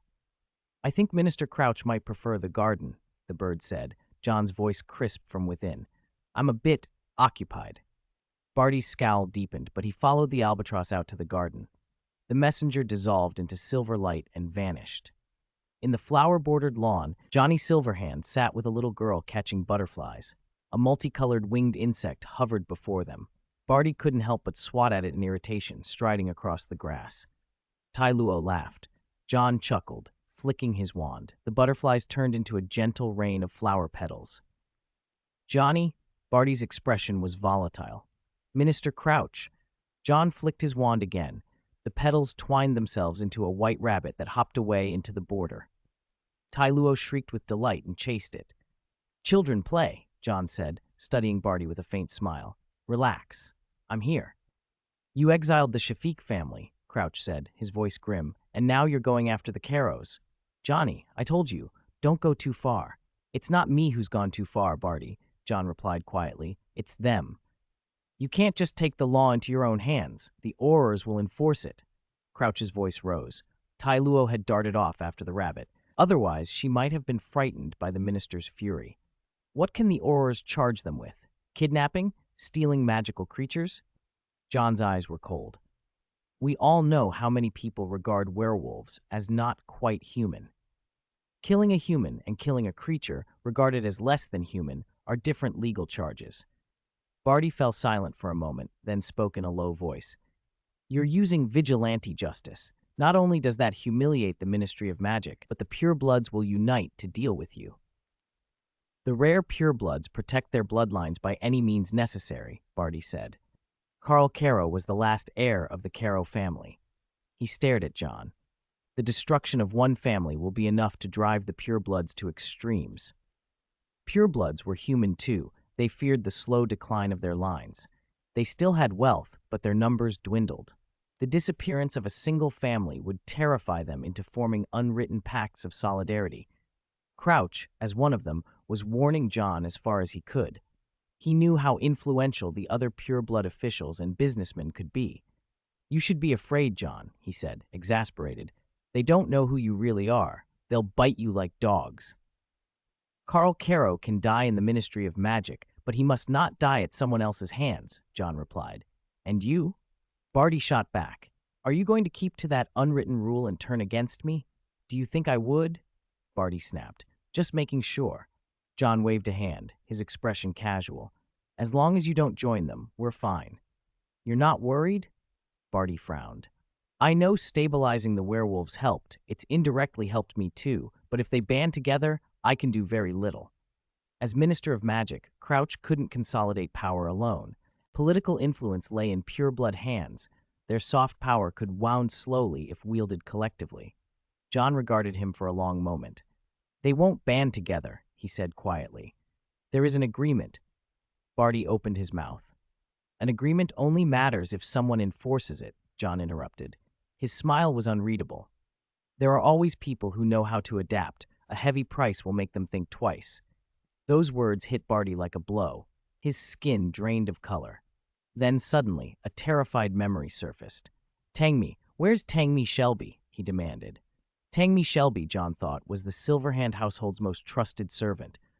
But Tangmi had not been seen since arriving at the manor. The house felt too quiet. The security detail was gone. The thought terrified Barty. He snapped, Tell me, John.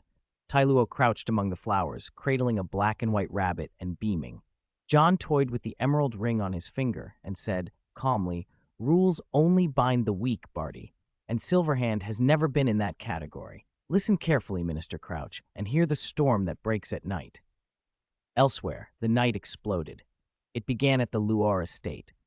3 Luars were arguing, confident the pureblood agreement would protect them from Johnny Silverhand. Their vaulted front hall blew out. A grappling hook slammed into a tall blonde's shoulder, dragging him screaming into darkness. Charms flared through the centuries-old house, lightning of magic, and the manor collapsed under the onslaught. Similar scenes unfolded across other pureblood houses. The Selwyns were one of the sacred 28, noble, proud, and believing firmly in blood purity. The head of the Selwyn family ran from his ancient castle through the surrounding wood, wild terror on his face. He slipped and plunged into the foul river, clinging to life as the current carried him to the opposite bank. Mud smeared his fine clothes. The careful elegance of the Selwyns was gone. He ran, never stopping, glancing back at flickers among the trees, certain something pursued him. He reached a cliff and could go no further. Apparition, he cried, waving his broken wand, but apparition failed him. In frustration, he hurled the wand aside and howled, Look who's come to see us, a playful voice said. He turned and went pale. A grinning man walked toward him with an Asian wizard at his side. This is madness, Selwyn gasped. I am Selwyn. Sacred wizard blood runs in my veins. Oh, Gaussy feigned innocence. Sacred wizard blood? Then pure blood, Selwyn. Why oppose our lord? No, that's wrong. I didn't intend to target Mr. Silverhand, Selwyn babbled, voice cracking. It was Carl Caro. Carl Caro, he planned this. Luar, too. It was them. I'm innocent. Like a drowning man clutching a straw, he flung names and excuses. The Asian wizard beside Gaussy looked impatient and raised his wand. Shh, Gaussy warned, holding up a hand. Then he scolded the other wizard as if affronted. How can you treat pure Selwyn like that? The Asian wizard's face darkened. Selwyn's hope flared. Gaussy pulled an unregistered wand from his pocket and chided. You'll need to use this wand. Yours will be traced, much too amateur. The other wizard snatched the wand. Wait, I'll pay you. I'll give you money. Lots of money. In the drawer in my study, Selwyn panted. Avada Kedavra! The unforgiving curse cut clean through Selwyn. His body crumpled and tumbled over the cliff. The Asian wizard, face blank, snapped the unregistered wand in two and tossed it into the ravine as if it were nothing. Gaussy feigned grief, then sneered. How foolish. If I'd killed you sooner, that money could have been mine. Chapter 430. The Asian wizard was used to Gaussy's erratic behavior. He returned to Selwyn's old castle and took a parchment from his pocket. The family list on it was nearly wiped clean. Gaussy, clutching a box, grinned greedily. The boss didn't say we couldn't make extra money. We split it 50-50. I only take what I deserve, the Asian wizard replied without looking at him. In Selwyn's ancient castle, lives were being erased one by one. It wasn't just here. Overnight, 5 pure-blood families had been wiped out. Gaussy dug in his pocket for a strip of human skin, picked up a wand from the floor, pointed it at the scrap, and a dark mark bloomed in the sky above the Selwyn estate. Chapter 454, The Emerald Ring, Under the Moonlight. Old Barty left the manor and came back in a fury. He had never imagined John would have the nerve to do something like this. Those were pure-blood families, 5 of them gone in an instant. "Do you still take the Ministry of Magic seriously?" He barked for the first time at John, driving everyone from the room. In the empty house, he paced like a cornered lion, his palms slapping the table with a thunderous sound. John leaned back in his chair and listened as old Barty vented about the chaos in the ministry. Amelia Bones had demanded a full investigation. Aurors had been sent to every family overnight. The whole thing had triggered a wave of panic. One misstep and Amelia could drag old Barty down, something he could not abide. After Barty had let out his anger, John spoke slowly. "Old Barty, I'm glad you're still working for your friends despite all this," he said. The words stilled the older man. John toyed with the emerald set in his ring and added flatly, "Yes, they're dead, but where's the evidence?" "Anyone can guess who did it," old Barty snapped. "Old Jack had an accident and you immediately moved." "No," John said calmly, unmasked, the curve of his mouth visible. "Even without old Jack's accident, I would have moved." Old Barty's eyes widened. A black owl settled on the railing by the window.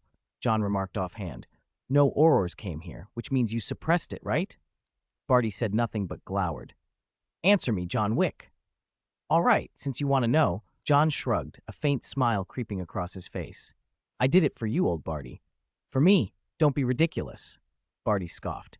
John tilted his head. "Caro, Luor, Selwyn, Geoffrey, Monroe." He named each family that had been struck. Old Barty's frown deepened. "What do you think Lord Voldemort needs most right now?"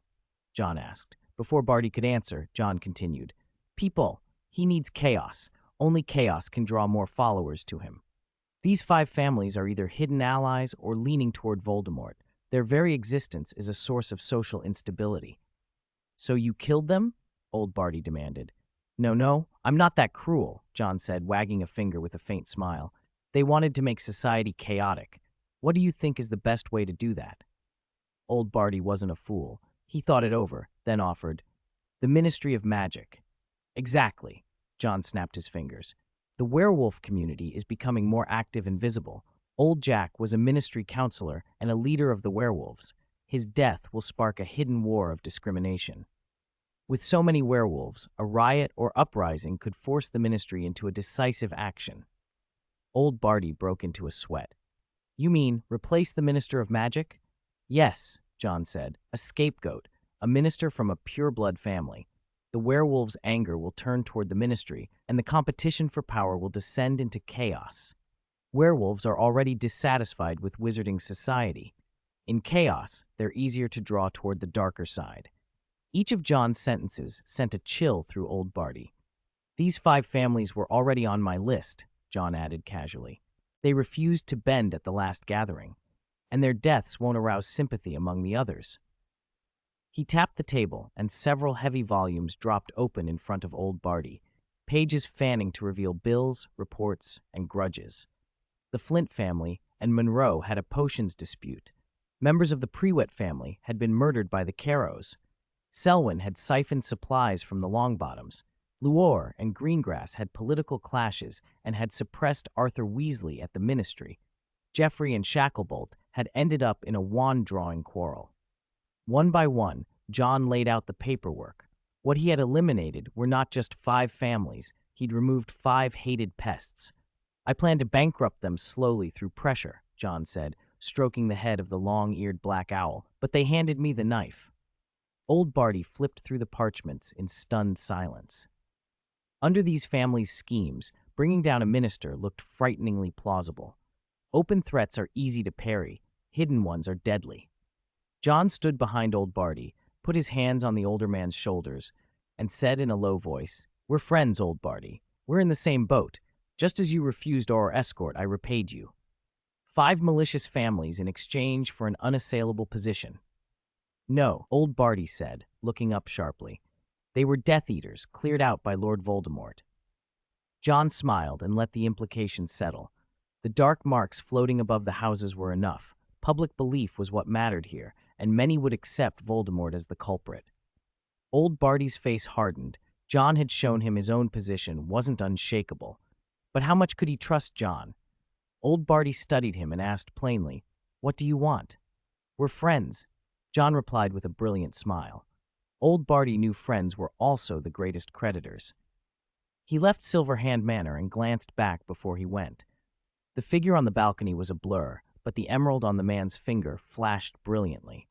The combined might of the pureblood families was formidable, but when life and death were at stake, it could be reduced to a petty trick. The tragic case of 5 families, the truth revealed. Werewolf writes back on the agenda. Minister Crouch speaks. Darkness lurks in the shadows. Guarding Christmas, Lockhart heads the security detail. Public opinion belongs to the strong. The ministry weathered a storm, but it was mentioned only in passing. Voldemort took the blame in the public eye, and the ministry tightened its defenses. The deaths of the 5 families were swept under the rug. As for the unwritten rules among pureblood circles, when a whale falls, all the smaller creatures feast. John had not touched the industries those families controlled. Other families moved in and took them. 3 houses benefited the most: Malfoy, Greengrass, and Longbottom. Longbottom gained control of the materials market, Greengrass expanded in potions, and Malfoy made inroads into Quidditch. Absorbing those industries overnight catapulted the 3 into the ranks of the wealthiest among the Sacred 28. Lucius Malfoy uncorked 2 expensive bottles from Silverhand cellar with obvious pleasure. Greengrass bought Astoria a new firebolt. The Longbottoms reportedly ordered Neville a stack of flexible trousers. Families that missed out wanted to cause trouble, but the precedent had been set and everyone understood who had been eliminated and why. John met with several houses. The Goyles and Crabbe families swore they had no involvement. John believed them. People from those families had always looked straightforward, like their namesakes. The hardest problem Old Barty had was now handled by John. Where benefits flowed, old agreements and moral objections were easily papered over. Perhaps only an unbreakable vow would force true obedience. Chapter 455, Percy's Transfiguration. It seemed as if everyone had forgotten about the 5 families. On Christmas Eve, Lockhart turned up at Silverhand Publishing House, and the news sent the female customers into a continuous shriek. Dressed in a lavish brown suit that made him look older and more polished, he strolled among them with a pipe in hand and declaimed the famous lines of the great wizard Lockhart from his book. The crowd's screams rose another octave. Even the snow on the eaves trembled loose. Mrs. Weasley was one of the shrieking crowd. Watching their mother squeal, Ron and Harry both looked at Lockhart with disgust. They could not understand what was so enchanting about him. Mrs. Weasley hadn't wanted them to come, but Ron had volunteered, using the excuse of helping the twins. Weasley's Wizard Wheezes was doing so well that the twins were talking about opening a branch in Hogsmeade. It had been less than a year since they'd started, and the profits were enormous, enough to make the normally penniless Ron green with envy. Harry, who barely cared about money, felt little of it. "Where's Ginny?" Harry asked, worried about her. Ron glanced around, didn't see her, and shrugged, probably at George and Fred's shop. He didn't think his sister would go missing. Ginny was a fierce sort. No one messed with her. Ever since Harry had held Ginny's hand, he'd felt a strange flutter, but he kept it to himself. Ginny was Dean's girlfriend, and Harry wasn't about to be shameless. He told himself it was just sibling care. The thought made him feel marginally better. Mr. Weasley was busier than usual, so busy he had to go to the ministry even on Christmas Eve. The disappearance of the 5 families had left the Order of the Phoenix uneasy. Old Barty declared Voldemort responsible, accusing him of punishing Death Eater families who'd failed him. But anyone with a clear eye knew Voldemort, brutal though he was, wouldn't wipe out 5 families at once. The pattern of who stood to gain made them all speculate, but there was no certainty. A young man, only about the same age as their sons, had, overnight, struck like thunder and destroyed 5 families. It was hard to accept. Those who knew his identity were stunned. Those who didn't couldn't believe it. Kingsley was gathering information in the Auror office, and others were hardly idle. Old Jack had returned to the werewolf community. Everyone knew something grave had happened. Their reliance on Johnny Silverhand had only grown stronger. They went to Weasley's Wizard Wheezes and did indeed find Ginny there. She was explaining the effects of a daydream charm to a blushing Hufflepuff girl. The girl left, bought one a while later, paid, and left satisfied. "Ginny, you should go into business with us," George said. "Yes, shares are still up for grabs." Fred put an arm around his sister's shoulder and peddled their enticements. Ron stalked over, face thunderous, and warned, "Mum'll kill you too if she finds out." "Mum won't kill us," George said, making a face.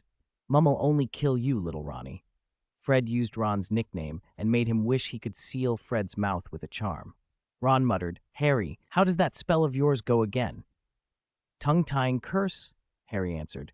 "What? That doesn't sound like good magic." George looked puzzled. "What book? Harry, you haven't stumbled on some magical artifact, have you?" "Nothing," Harry hedged. Fred wasn't satisfied. "Spells of unknown origin could be dark arts, you know." "Oh, come on," Ron scoffed, tired of the warnings. He and Fred bickered as always. Harry thought much the same way as the twins did. Hermione had warned that any handwritten or obscure spell might be unregulated dark magic, but Harry felt not everything was clearly good or bad. He'd even used a dubious trick that made Crabbe's toenails grow rapidly to teach him a lesson. They were there to help, not to debate ethics in the shop. Business kept them busy. Customers flocked in after the recent Quidditch match, and it was afternoon before Harry and the others had a moment's rest. The twins were full of plans, sending recruitment brochures to Hogwarts and hiring a few fresh graduates on the cheap. "All right, I need to go to Nocturne Alley," George said, winking at Ginny. "I'll leave this place to you lot." "Nocturne Alley?" Ron's ears pricked up. "Please, don't make me man the dragon-roasted chestnut stand again." "Well, perhaps you could be the daydream charm salesperson," George suggested. Ron's face went bright red. Harry, who had never properly entered Nocturne Alley, felt curious. Mrs. Weasley had always forbade it. Ginny joined the pleas, and they badgered George until he relented and left the shop to Fred with a huff. Fred protested loudly from behind. Nocturne Alley wasn't anything like Harry remembered. He had once accidentally wandered there and had been escorted out by John. Back then, it had been narrow and dingy. Now the alley was wide and changed. Harry and Ron stared at the transformation. "Did John do all this?" Harry murmured. George, who knew the way, guided them along Nocturne Alley Garden, the stretch between Nocturne Alley and Diagon Alley, and they stopped at a shop called the Tin Box. George had come to pick up some goods. A bald man opened the door and smiled. "George, your usual?" "Add 20 more Diagon Alley team uniforms," George said. They chatted amiably. Clearly the two had a good working relationship. Ginny wandered off, attracted by a witch showing a silver eggshell trinket. Harry walked out of the tin box and said, "I remember this used to be Borgin and Burke's." He pointed, and at that moment someone walked by. "Percy," Harry said sharply, tugging at Ron's sleeve. Ron looked and saw him too. Percy had gone into the most upscale shop on the block. They whispered about why Percy would be there, perhaps looking for John. George, having finished his business, was about to leave when Percy emerged from Johnny Silverhand's shop. He saw them and walked over. "Ginny, George," he greeted. Ron, whose name wasn't mentioned, scowled. George couldn't resist theatrics. "Oh my goodness, Director Percy!" Percy was long used to their teasing and strolled on. When he saw Ginny, his stern expression softened a touch. "I came to pick out presents for the family." He produced 2 gift boxes from a blue polka-dotted bag. Ginny looked surprised. Then Percy's gaze landed on Ron and sharpened. "I heard Draco say you bullied Ginny," he said flatly. The look in Percy's eyes was not friendly. Ron's face fell. He'd nearly forgotten the incident, but Percy hadn't. Malfoy had likely embellished things when he reported them, but Ron had indeed spoken badly about Ginny. Percy's tone was lecturing. "Don't blame others for what you can't do yourself. Work on improving yourself." Ron flared, humiliated. What right did a member of the Constellation Society have to scold him? But Percy wasn't merely a brother. He was an accomplished wizard, and Ron felt suddenly small. If he weren't related, Ron would have had to sidle out of Nocturne Alley to save his pride. "And don't bully Ginny at school," Percy said, and he turned and left. George patted Ron on the head and chuckled. "Look on the bright side. At least he didn't transform you into a dwarf forever." Ron could only manage impotent fury as Percy's figure disappeared into the crowd. Chapter 432, Advice to Lupin. Old Jack was lying in a bed at Silver Cross Hospital. His children had come to see him. The old man stroked Tai Luo's head while S offered him sweets. Zuo Fei and Chu Dai arrived together. "Those reporters outside have been chased away," Zuo Fei said as he came in, his face dark. "They're like sharks smelling blood, trying to get the latest about the counselor." Chu Dai approached, and Tai Luo shyly slipped to his side, calling him brother. Old Jack, still bearing the marks of Crucio, gripped his children's hands. "Mr. Silverhand has done us justice," he rasped. "Promise me you'll always stand by him, no matter what." The memory of Carl's plot still haunted him. He might die, but the werewolf cause could not be wiped out in one blow. His voice grew urgent. "Promise me, no matter what." Chu Dai and Zuo Fei exchanged a look and nodded. "Don't worry, Grandpa. We will never betray Mr. Silverhand," Zuo Fei said, voice low and steady. "He's given us everything. Even if it means defying the Ministry of Magic, I won't turn against Mr. Silverhand," Chu Dai added. "Good, good." Old Jack lay back, breathing heavily as pain tightened his chest. At that moment, there was a knock on the ward door. Tai Luo ran to open it, and a familiar figure stepped in. "What are you doing here?" Zuo Fei rounded on him, hostility plain. Remus Lupin. They all knew he had once intervened for Old Jack. Lupin carried flowers. There was no anger in him despite Zuo Fei's harsh tone. "I came to see Old Jack," he said quietly. "You're not needed here," Zuo Fei snapped. "Leave." Lupin gave a rueful smile and moved to go. "Zuo Fei," Old Jack's weak voice called. "Let him come."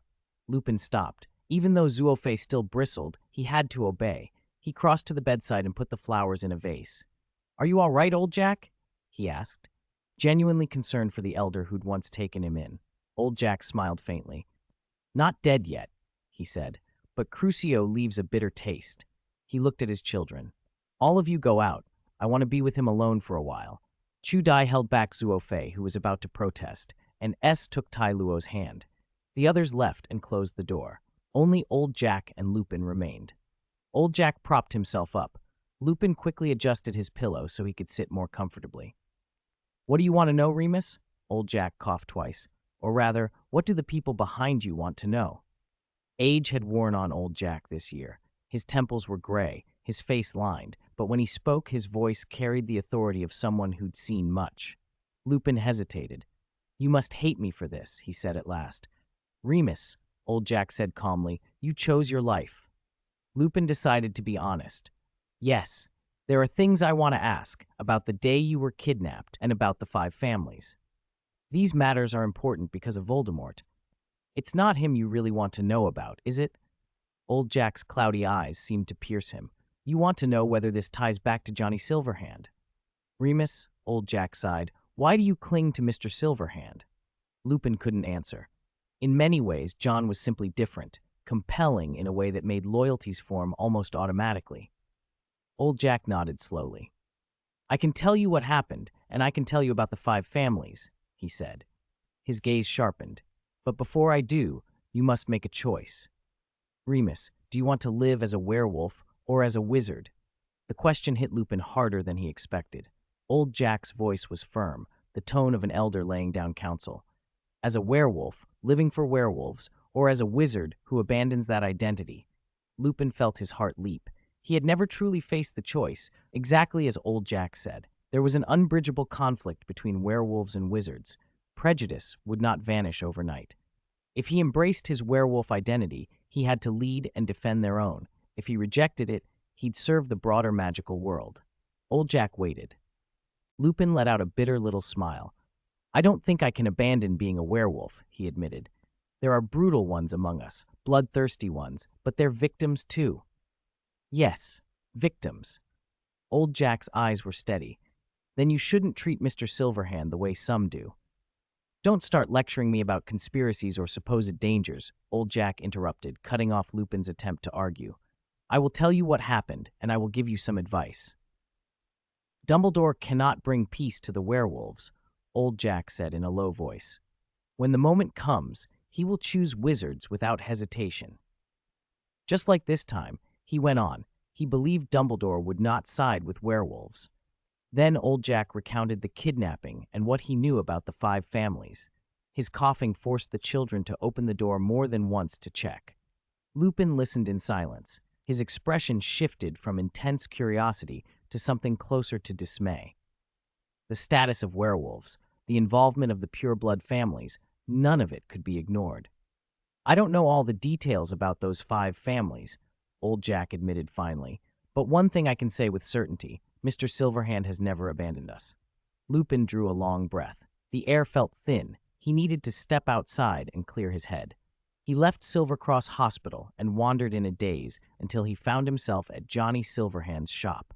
He had once worked there, watching people come and go. It felt natural to drift inside. The wooden board Johnny had carved was gone, making the space seem oddly open. Lupin stared at the odd trinkets on the counter and let memories sweep over him. Hogwarts, his best memories, were there. Only after facing the wider world had he understood how kind Dumbledore had been to him then. He had attended school as a werewolf, without wolfsbane potions sometimes. He had met James, Sirius, and that traitor Peter Pettigrew. He had been a prefect and even fought Snape in a duel. Those memories had helped him survive the darker years that followed. James died, Sirius was imprisoned, their group collapsed in a single night. Lupin felt like a lone wolf stripped of its pack, wandering through a world that treated werewolves as the lowest.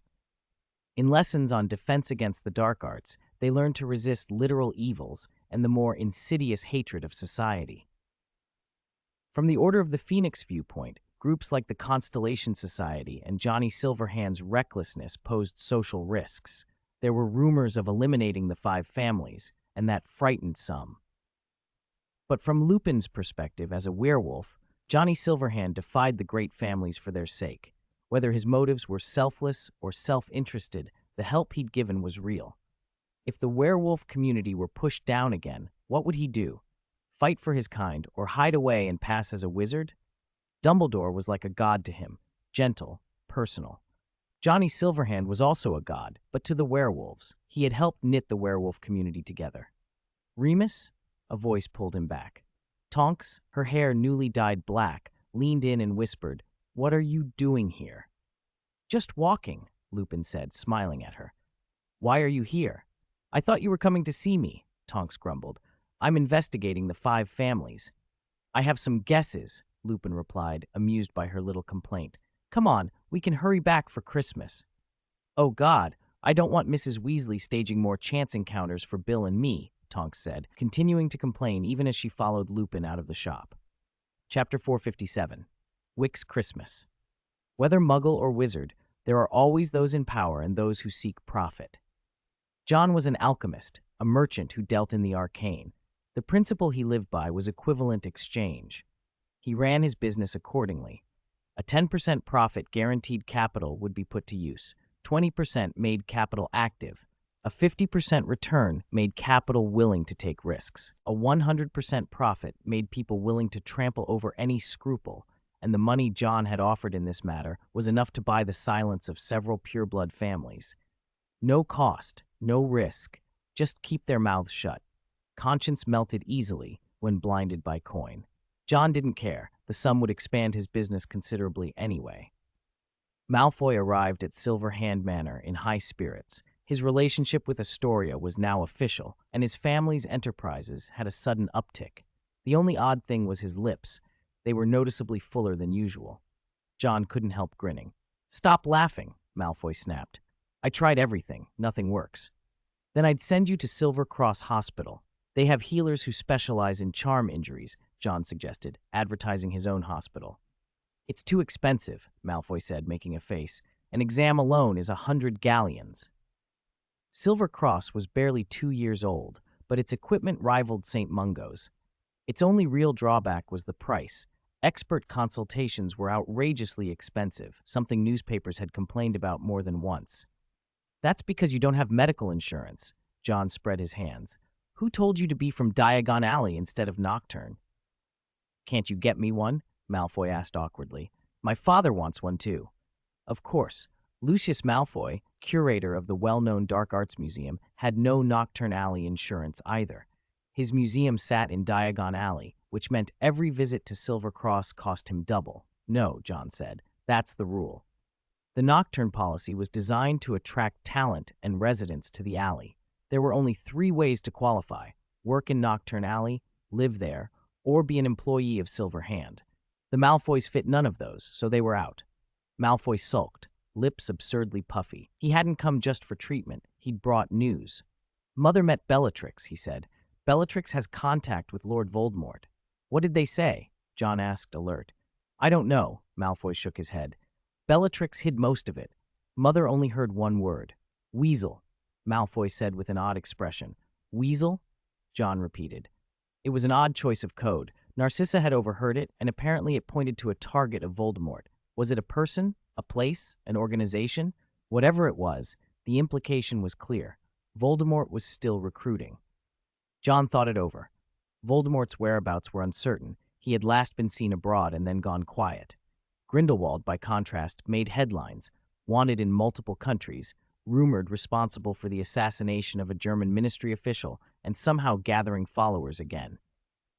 John had seen reports of Grindelwald resurfacing in a snowy nation, accompanied by only 2 people, yet his cultist ranks had swelled to 30.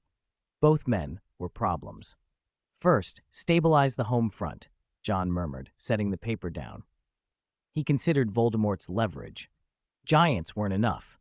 Those 5 hidden pureblood houses had been neutralized, and the attempt to split the werewolves had failed. Voldemort's next move would be either to secure foreign allies or to recruit more dark creatures. John took the emerald ring off his finger, the silver hand ring, its green glow a symbol of the influence he'd built. After years of work, he finally had the power to stand against anyone. He didn't want to topple now. Whether Voldemort or he prevailed, only one could survive. You need to grow stronger quickly, Voldemort, John said under his breath. He didn't plan to chase Voldemort around the globe. Better to prepare here. Draco, he said suddenly. Malfoy looked up. Barty's waiting for you in the garden, John said with a bland smile. He thinks you need some strengthening. After all, you couldn't even dodge a wasp charm. Malfoy's face fell. Again? Wasn't Christmas for rest? This is for your own good, Draco, John added lightly. Carelessness gets people killed. I don't have medical insurance, Malfoy muttered, pouting. If he got injured, he'd be paying the bills. John watched him go with a faintly rueful expression. The manor felt empty otherwise. When there wasn't a banquet, Silver Hand Manor looked rather desolate. Maybe I should go home for the holidays, John thought. He'd never gone home for Christmas before. This year, he would. He remembered his father had wanted an owl. He walked to the hearth in Silver Hand Manor. The flames inside turned blue as he stepped forward, and he plunged into the flow. In a blink, he arrived at the Constellation Society's fireplace. Golden letters split and hopped into tiny sprites. One tried to land on his shoulder. John flicked it away and went to the door. When he opened it, he came face to face with a gray owl. Big head, round amber eyes, rather unexpressive. As John reached to step back into the flames, and he caught sight of the old man standing beyond the door, looking less than pleased. "Oh, John," Dumbledore greeted with his usual smile. John gave a dry look. It must be hard for the great Albus Dumbledore to guard this place on Christmas. Dumbledore didn't seem embarrassed. "As gatekeeper, I ought to be diligent," he said. John snorted. Whether he meant it sarcastically or not was hard to tell. Dumbledore held the Elder Wand in his hand. Still, even without it, he was the most formidable wizard John knew. A closed door didn't stop his curiosity. John stepped back into the fireplace, carrying the gray owl. "Basil will know," he warned, referring to the owl's usual perch. "He won't be pleased." Basil was the household's own bird and kept grudges. Ignoring the gray owl's indignant bobbing, John shouldered it and dove into blue flames. Dumbledore lingered outside, then turned away when the smoke died. The flue spat him out in the Wick family basement. The blue flames vanished and John climbed the stairs. He could hear his father Watson's voice. He was trying to balance a wizard's chess king atop the Christmas tree. Mrs. Wick glanced over from brewing a pot of black tea and then bent to her kettle again. Watson wasn't irritated. He placed the protesting chessmen carefully on the branches. A silver knight fussed. "I have served this family. I am a hero!" Watson rolled his eyes. "Shut up. You've only ever caught mice." He popped the knight into the middle of the tree. The knight's tune changed immediately. "The view is splendid up here," it crowed. A gray owl swooped in, cocked its head at the knight, and pecked at it. Watson jumped. "Where did that come from?" he asked, then turned as John climbed the stairs. Mrs. Wick's hand trembled and black tea sloshed onto the table when she heard the footsteps. She looked up and saw John standing there. Without wiping her hands, she hurried over, and the three of them closed the circle, father, mother, son, back together for the holidays. Chapter 458, The Owl's Cry. Mrs. Wick was holding the baby. "You're back, John," she said. It was the first time John had come home for the holidays in 6 years. Watson clapped him on the shoulder with a grin, then flinched back at Mrs. Wick's murderous glare. Silverhand Manor was grand, but it never quite felt like home. John's room, however, was always kept exactly as he left it, spick and span, every shelf and drawer in place. Mrs. Wick took pride in that. When Watson found out the gray owl belonged to John, he was delighted and, unable to resist, used the owl to send a letter to his son. John watched him with an amused expression. "Come on, let's give it a name. If you like it, just call it that," Watson said after dinner, still in a festive mood. "Let's call you Basil 2. Watson said it with total confidence. The gray owl regarded him with obvious disdain, as if it were looking at a fool. It had only just been driven back 3 meters by Basil's wing and clearly did not approve of the name. Watson tried a few more suggestions until he settled on Kiki. At that, the owl made a strange sound. "Roar." Watson rubbed his ears and stared. "Do owls cry like that?" John answered calmly. "Owls have different potentials." "But that doesn't sound like an owl," Watson said, incredulous. "Sounds more like a dragon." "Dad," John shook his head, smiling ruefully, "an owl can't be a dragon."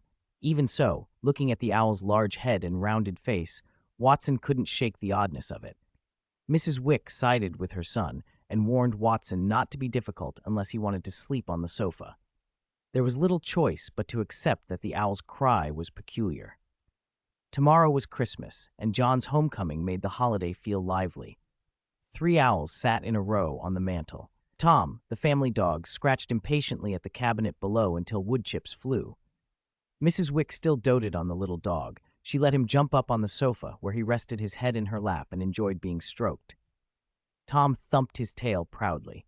Basil, perched on the cabinet, bristled. It swooped down and plucked a hair from Tom's tail with its beak. The dog yelped, and a small uproar ensued. Owl against dog, feathers and fur flew. Snow drifted down outside. The frosty Christmas whitened the ground. The next day, the family lit the fire. Tom stretched on the rug, content in the warmth. John opened gifts. Neville had sent a card, and Cedric a small vial of Egyptian sand. He'd been traveling and met wizards there. Neville's present was a super stretchy, hard-wearing outfit. Daphne sent a scarf and a pocket watch. John inspected the watch. It was custom-made, its hands fashioned from gold, silver, and gemstones. Percy had sent a book on alchemy. Unfortunately, John had already read it, and Percy did not know. Fleur had sent an exquisitely pretty necklace. Last year it had been perfume. John raised an eyebrow. Was Fleur treating him like a young lady? He tucked the necklace away. The perfume bottle from the previous year had been accidentally knocked over by Tom. Uncle Arthur's gift was better behaved. A hunter's silver medallion with a dragon engraved on it, it clearly made after John had told them about the hunters. Malfoy sent broom trimming shears and a Quidditch manual. He probably hadn't given up, and in an attempt to avoid becoming the laughingstock of Slytherin, was trying to drag John back into the sport. John had no desire to play Quidditch. Even the maintenance on his firebolt was handled by Malfoy. As John opened the parcels, Riddle flew back in from outside. Basil returned too, a brown feather stuck to its foot, carrying the Daily Prophet. Apparently it had been out and come to blows with another owl. John scanned the paper and found Lockhart plastered across the pages, holding another holiday handshake event.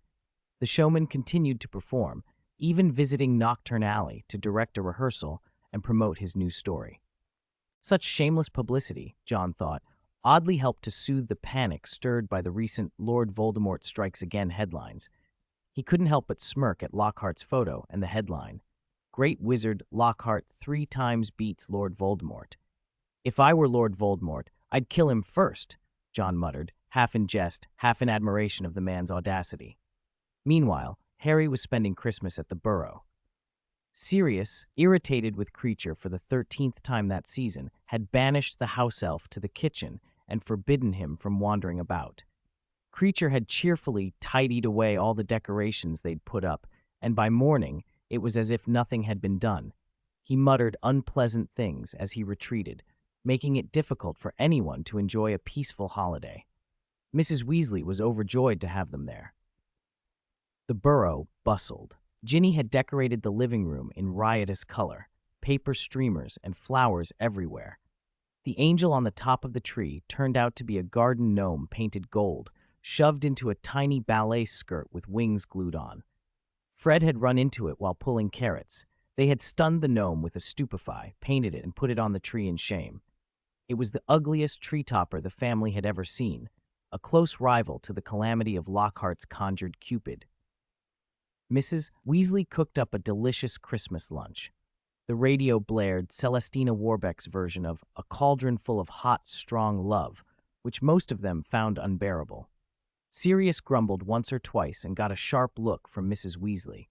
Ginny wore a brand new hat Percy had given her. Ron's eyebrows and height had thankfully returned to normal.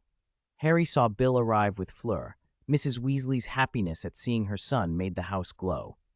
Harry asked quietly, "Percy didn't come back?" Ron, still sour from a past reprimand involving Percy's transfiguration, muttered, "He'd better not have." Fleur sat with Bill at the table. Ginny mischievously pointed out there was something on Harry's head. Harry removed it, a dead worm, one of Creature's gifts to Sirius that Harry had accidentally opened. "Oh, how disgusting," Fleur said. Ron, eager to be helpful, offered gravy with exaggerated gallantry. Ginny gave him a disdainful look, and he managed to knock the gravy jug. Mrs. Weasley startled. Bill reached for his wand, but Fleur snapped her fingers, and the gravy arced back into the bowl as if nothing had happened. "Just right," she murmured, spooning some up. Mrs. Weasley clapped down a plate of carrots with all the theatrical annoyance of a matriarch. "I invited dear Tonks," Mrs. Weasley announced loudly, "but she wouldn't come. Have you spoken with her recently, Remus?" Lupin shrugged, looking resigned. "Tonks wants to spend Christmas at home, I think." Mrs. Weasley scowled at him, as if it were his fault that Tonks didn't want to join their family celebration. Lupin kept his head down and ate his turkey.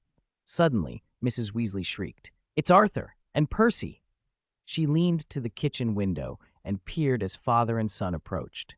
They arrived like two strangers, not exchanging a word.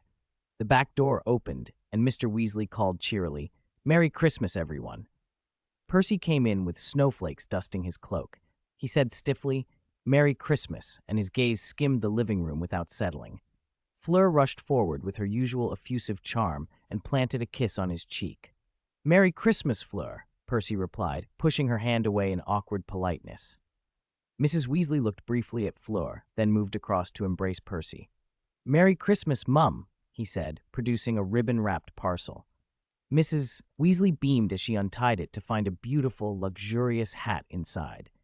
Ginny compared the hat on Mrs. Weasley's head to the one on hers and pouted. Percy softened, smiling at his sister. "Merry Christmas, Ginny," he said. Ginny huffed. Percy, reading her, added, "If you'd go to your room, you'll find another present waiting for you." "Merry Christmas, Percy," Ginny called as she hurried back down the stairs, clutching something long and tightly wrapped. A moment later, she was in the kitchen, unwrapping it with the swift, determined efficiency of someone who'd been waiting all year. The paper flew everywhere in seconds. Inside was a gleaming Nimbus 2000. Harry could smell the maintenance oil on it even from across the room. "Percy, you bought her a broom?" Ron asked, incredulous. "Can I open it?" Ginny didn't wait for an answer. She beamed at Percy, who looked pleased, but a little embarrassed. It wasn't the newest model, but a Nimbus 2000 wasn't cheap. Ron's eyes widened. Harry was glad for her. Ginny would no longer have to worry when facing Slytherin's trident tactic. The atmosphere in the Burrow that evening was complicated. Arthur Weasley had invited Percy home for the holidays, and the family was together once more. Percy sat by Fleur. Charlie hugged his brother. George and Fred exchanged looks. Sirius and Lupin sat nearby, their eyes flicking over the constellation badges some of them wore. Mrs. Weasley bustled about, taking Mr. Weasley's coat and serving plates of food. Try this, she urged Percy, pushing a bowl toward him. Your mother made it especially well. Fleur nudged the meat sauce toward Percy as Mrs. Weasley suggested he take it. Ron, about to scoop some for himself, muttered under his breath. Thought you'd gone back to France, Percy said in surprise when Fleur hesitated. She only glanced at Bill. Percy understood without more said. With Bill and Percy both at the table and holding ministry positions, conversation inevitably drifted to official matters. Mr. Weasley complained about the state of the werewolf community's housing. Their buildings are practically from the last century, he said, only for Percy to reply that the expansion would be handled by Silver Hand fashion architecture. The ministry hardly has to spend a galleon, Percy added. Silver Hand has almost infiltrated the whole magical world, Mr. Weasley snapped disapprovingly. That's not infiltration, Percy countered. They do things that genuinely benefit magical society. Forks scraped plates a little more slowly. Charlie glanced between them. Mrs. Weasley tugged her husband's sleeve, pleading. For a few moments, the father and son nearly argued at the table, but neither pursued it. Fleur could see the tension in their relationship, and predictably sided with Percy. Bill looked uncomfortable. After dinner, the younger ones tore open presents. Ron checked repeatedly and grew increasingly sullen when he realized George and Fred hadn't given him anything, while Ginny had a Nimbus 2000. George and Fred had, however, given Mrs. Thompson Weasley a remarkably cheerful hat, which left her wondering which one to wear. Charlie got a note with 500 galleons to donate to dragon handlers injured in the Romania dragon incident. Ron was green with envy, briefly considering a career as a dragon trainer, until he remembered he hadn't chosen care of magical creatures. Percy received the usual family warmth, and Sirius grumbled about Creature the house elf. After a short while, Lupin pulled Percy aside. "Percy, can we talk?" he asked softly. Percy glanced at Mr. Weasley and nodded. They stepped out into the Burrow's garden. Overgrown trees wound around the low walls, weeds tangled the lawn, and gnomes scuttled about. One little gnome barreled past Percy's foot, and he gave it a quick kick. Lupin put a hand on Percy's shoulder in a quieter, gentler tone. "Don't blame your father, Percy. He only wants to protect his family," he said. "John would never harm us," Percy replied, his face hardening. "As a werewolf, you should understand John's character." Lupin's laugh was pained. "Yes, maybe as a werewolf I shouldn't be surprised by people. The more I know, the more I see why people choose to follow him. His charisma is undeniable." Lupin pressed on. "What is his true ambition?" Percy hesitated, then gave an answer that left Lupin unsatisfied. "Ambition? Is that important?" he said. "He's a good friend, a good classmate, someone worth following. Isn't that enough?" Lupin fell silent. Percy added, looking back at the crooked warmth of the Burrow, "Dumbledore and John aren't so different, except John cares first for his own people. He's more human. He's not selfless. He puts his people first." With that, Percy excused himself. He'd come home to celebrate Christmas, not to be interrogated. Fleur, apparently uncomfortable with Mrs. Weasley's coolness, gathered her things and left as well. Bill watched her go, bewildered. Back inside, Ginny still clutched the Nimbus. Harry had been cleaning out some old clothes he'd left at the Burrow during the term. As he crossed the staircase, he lost his footing for a second and nearly dropped the bundle. A small bottle rolled free from a pocket and tumbled down to the floor by Ginny's feet. It looked like a vial of black powder. "What's that?" Ginny asked, picking it up. Harry frowned. He recognized the bottle, the one John had given him. Lupin came back at that moment, looked at the vial, and said, "That appears to be some kind of magical substance." "It must be stardust," Harry said when he'd gathered his thoughts. "It's used to detect if anyone's spying." "Okay then," Ron said with a shrug, interest already gone. As dusk fell and everyone prepared for the evening, Ginny couldn't help asking Harry how it worked. Harry unscrewed the tiny stopper and poured a fingernail's worth of the glittering powder into his palm. He scattered it lightly across the windowsill, expecting it simply to glitter and fall. Instead, the stardust lifted and drifted, delicate as stars, toward the window and out into the garden. The three of them followed its trail with their eyes as it floated across the lawn and settled at the base of a tall clump of weeds. The clump of weeds moved. Harry saw something wooden push the foliage aside, a wand. Before he could even shout, he He felt the hairs on his arms stand up. The wand slipped free, and someone outside muttered a charm. A streak of light flashed toward the burrow. Chapter 436, The Weasley Clock spun. Every hand pointed to mortal peril. A terrible bang shook the burrow as half the house's wall blew out, flying debris shredding the furniture inside. In the garden marsh outside stood a terrifying woman with a green snake coiled around her throat. Several sinister figures sneered behind her. "Kill them all," Bellatrix shouted. More curses struck the house. Purple flames crackled up from the ground. Two voices rang out. "Finite!" A black dog burst forward, then snapped back into human form with his wand driven into the earth. Lupin crashed through a window and leapt out. Their spells met a golden barrier before the flames could reach the burrow. "Molly, get the children out!" Mr. Weasley roared, dust in his hair, grabbing his wand as he rushed outside. The explosion had almost killed everyone in the house. If Harry hadn't warned him, Mr. Weasley would have been consumed by dread. The anti-apparition charm meant they couldn't apparate away. "Protego!" Mr. Weasley deflected a curse, summoned a table with Accio to hide behind. Bill shoved his mother away. "To the shed! There's a car! Get in! Charlie, help Mum!" Charlie headed for the shed while Ron and Ginny coughed through dust and ash. Harry was no better. His ears were ringing, and he only realized something was wrong when he saw the wand. Ron gasped, "Is it Voldemort?" Harry barely heard him. Ginny tugged his sleeve, and he turned. Miraculously, her broom was still intact. Molly hauled the children toward the shed. The Weasley twins grabbed their wands and joined the fray. Charlie started the car and called for everyone to get in. Quick! Despite the fear, Molly moved with the resolute protectiveness of a mother. Harry helped her dodge a green light. Ron screamed, "Charlie!" An orange curse struck the car's front. It exploded, erupting in flames. "No!" Molly ran for the wreck, desperate to save her son. "Molly, no!" Arthur yelled. A bat-like creature swooped in. Molly fired spell after spell at it. It bit her finger, but she clenched on and blew the creature's head apart with a blast. She went pale and swayed. "Mum." Ron supported her. Harry blocked another curse and fired back, striking someone in the bushes. Without transport, they were trapped. Spotting Ginny's Nimbus 2000, Harry shouted, "Give me the broom." She understood and threw it. He leapt on and shot up into the night. The burning car's door was kicked open and Charlie crawled out, his clothing ablaze. He had frozen himself with a charm, but the blast had still stunned him. "Fred!" George shoved his brother away.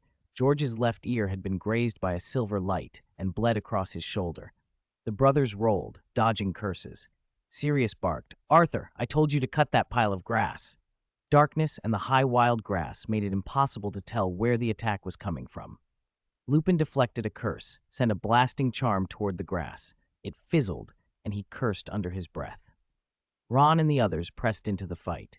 Ginny's shattering spell found its mark. With her keen aim, she hit someone. Sirius told Ron to cover him, rolled aside, and transformed into a huge black dog, darting so quickly that curses had trouble finding him. He leapt at a man with blackened teeth. The man screamed. Another man fired at Sirius, missed, and hit the wizard beneath him, who, already bitten, convulsed and died.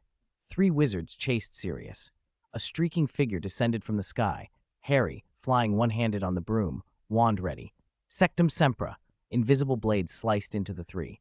He swooped down, grabbed Sirius's hand as he turned back into a man, and used Sectum Sempra again. The tall grass was cut to the ground. "Well done, Harry," Sirius panted. Sirius waved his wand and set the grass alight with a blasting charm. Flames flared up, revealing the figures hiding there. Bellatrix leveled her crooked wand at the flying pair. Expulso! A blue blast struck the broom. Harry lost control, and he and Sirius fell. Fred threw Peruvian instant darkness powder, and the confusion let them escape, but Ginny's Nimbus was ruined, splintered beyond repair. Harry ran back to the burrow, shame written on his face. "I'll pay you back, Ginny." "Don't be ridiculous," she said and slipped inside. Ron straightened as if to cast, then ducked behind the wall and vomited. The earlier blow had left him sick. Lupin saw that the exposed attackers weren't many more than their defenders. "Push forward," he ordered, and sent another curse into the burning grass that hit someone. Arthur's banishing charm sent a wizard flying. Bill swept his wand and sent sand and pebbles at several assailants. Bellatrix did not flinch. With a wave of her hand, pale corpses burst through the ice beneath the swamp where the burrow stood. "They're in Fairy," someone cried. Sirius barked, "Everyone inside!" In Fairy, dozens, no, 100, emerged from the water and surged toward the house. And yet Voldemort had clearly been very busy. Mr. Weasley, Lupin, Sirius, Bill, and the others combined a protego totalum, a shield of light around the burrow, but the Inferi pressed on, men and women with blank, terrifying faces.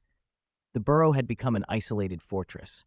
Charlie was badly burned down his back. George's ear bled, darkening his sweater. Ron still retched. Ginny's hair had been cropped to her chin and a thin red mark ran across her neck. Molly lay pale and trembling. "Harry, are you all right?" Lupin asked, surprising him. Harry felt wetness on his leg, a dent in his shin where a charm had struck, a flap of flesh on his calf had been blown away. The delayed pain hit and his face drained of color. Lupin treated him and a charm staunched the bleeding. Mr. Weasley tried to help Molly and failed. Bill punched the floor in frustration. The Inferi outside continued to lurk, slowly eroding their defenses. "How did Bellatrix get here?" Lupin demanded. There had been no warning. The burrow's anti-apparition charm should have stopped anyone arriving directly. "I saw them," Harry said. "They were on Weasel Mountain." From the burrow, they could see that direction. A large figure was still moving toward them from there. "We need to break out," Sirius said. "If we stay, we'll be overrun." They all knew the logic. The problem was how. There was no car, the broom was broken, and the Inferi closed in. Chapter 437. Whoosh, whoosh, boom, fireworks, George called. "We can use them to signal nearby wizards and to drive off Inferi." There were other wizards in the area, families like the Diggories and the Lovegoods. When they saw the display, they would spread the word. If Mrs. Weasley saw it, she would be even more impressed with the twins' stockpile at the burrow. Inferi feared light and fire. A fireworks barrage would hold them at bay. Fred and George dashed up to their third-floor room. After setting the ignition times, they came back down to help. Sirius stepped forward and announced to the students, "Practical lesson, defending against Inferi." He raised his wand. A brilliant light flared from it, and the Inferi shrieked and recoiled. Harry and the others lit their wands, and the creatures split apart, opening a path. Everyone moved for the exit. Fireworks hissed into the sky. Whoosh, whoosh, followed by deafening explosions and flares of color that kept the Inferi retreating. Bill was carrying Mrs. Weasley on his back, while Ginny and Harry supported Ron. Suddenly, heavy thuds rolled through the ground. A massive shape charged toward the burrow. It was a giant. The giant's enormous bulk bore down, and with one wall already gone, the burrow collapsed with a sickening crash. The Weasleys had lived there for years. Their attachment ran deep. Seeing the house fall filled them with helpless anguish. The giant bellowed and clawed at the rubble, smashing into its body. Then a dog's bark cut through the chaos, and the giant shrieked. A wooden dog carving that had fallen at its feet sprang to life, transforming into a large dog that sank its teeth into the giant's toes. The giant yelped and thrashed, and the dog bit harder. Suddenly, the dog burst into flames. The blaze spread to the giant, turning it into a raging torch. The burning giant hurled itself into the remaining ruins of the burrow and set them alight. From the flames, a smaller, burning dog ran out and exploded into a spray of fire that blocked pursuit. "Molly, I'll never say you spent too much again," Mr. Weasley blurted, half laughing, half in tears. He wanted to cup his wife's face and kiss her. Buying the wooden dog had been a brilliant idea. "Run! Get away! Far!" They backed away as fast as they could. The Inferi on the path were pushed back by the light from Sirius's and Harry's wands. It looked like they might make it out of the vicinity when more flames parted and a figure hurtled toward them, Bellatrix. She launched spells that screamed through the air. Lupin and Mr. Weasley tried to hold the rear. A piercing, otherworldly wail rent the air. Ginny clapped her hands to her ears. Ron's eyes rolled back. He collapsed, unconscious. Harry's glasses cracked from the force of the sound. Charlie staggered and panted, "It's a banshee!" A banshee's scream was as deadly as a mandrake's in its effect. Ron was out cold. The banshee shrieked again. Not one, but several banshees had arrived. George staggered, blood running from his ears. Fred fell, clutching his head. Bill went down. Lupin's voice came strained. "Sirius, take them away." Sirius blasted a beam of light from his wand that cut the banshee's cry short. Mr. Wraith Weasley did the same to another. As Sirius helped Bill and Mrs. Weasley to their feet, a huge wooden stake arcs down from the front and slammed into the ground, throwing up dust.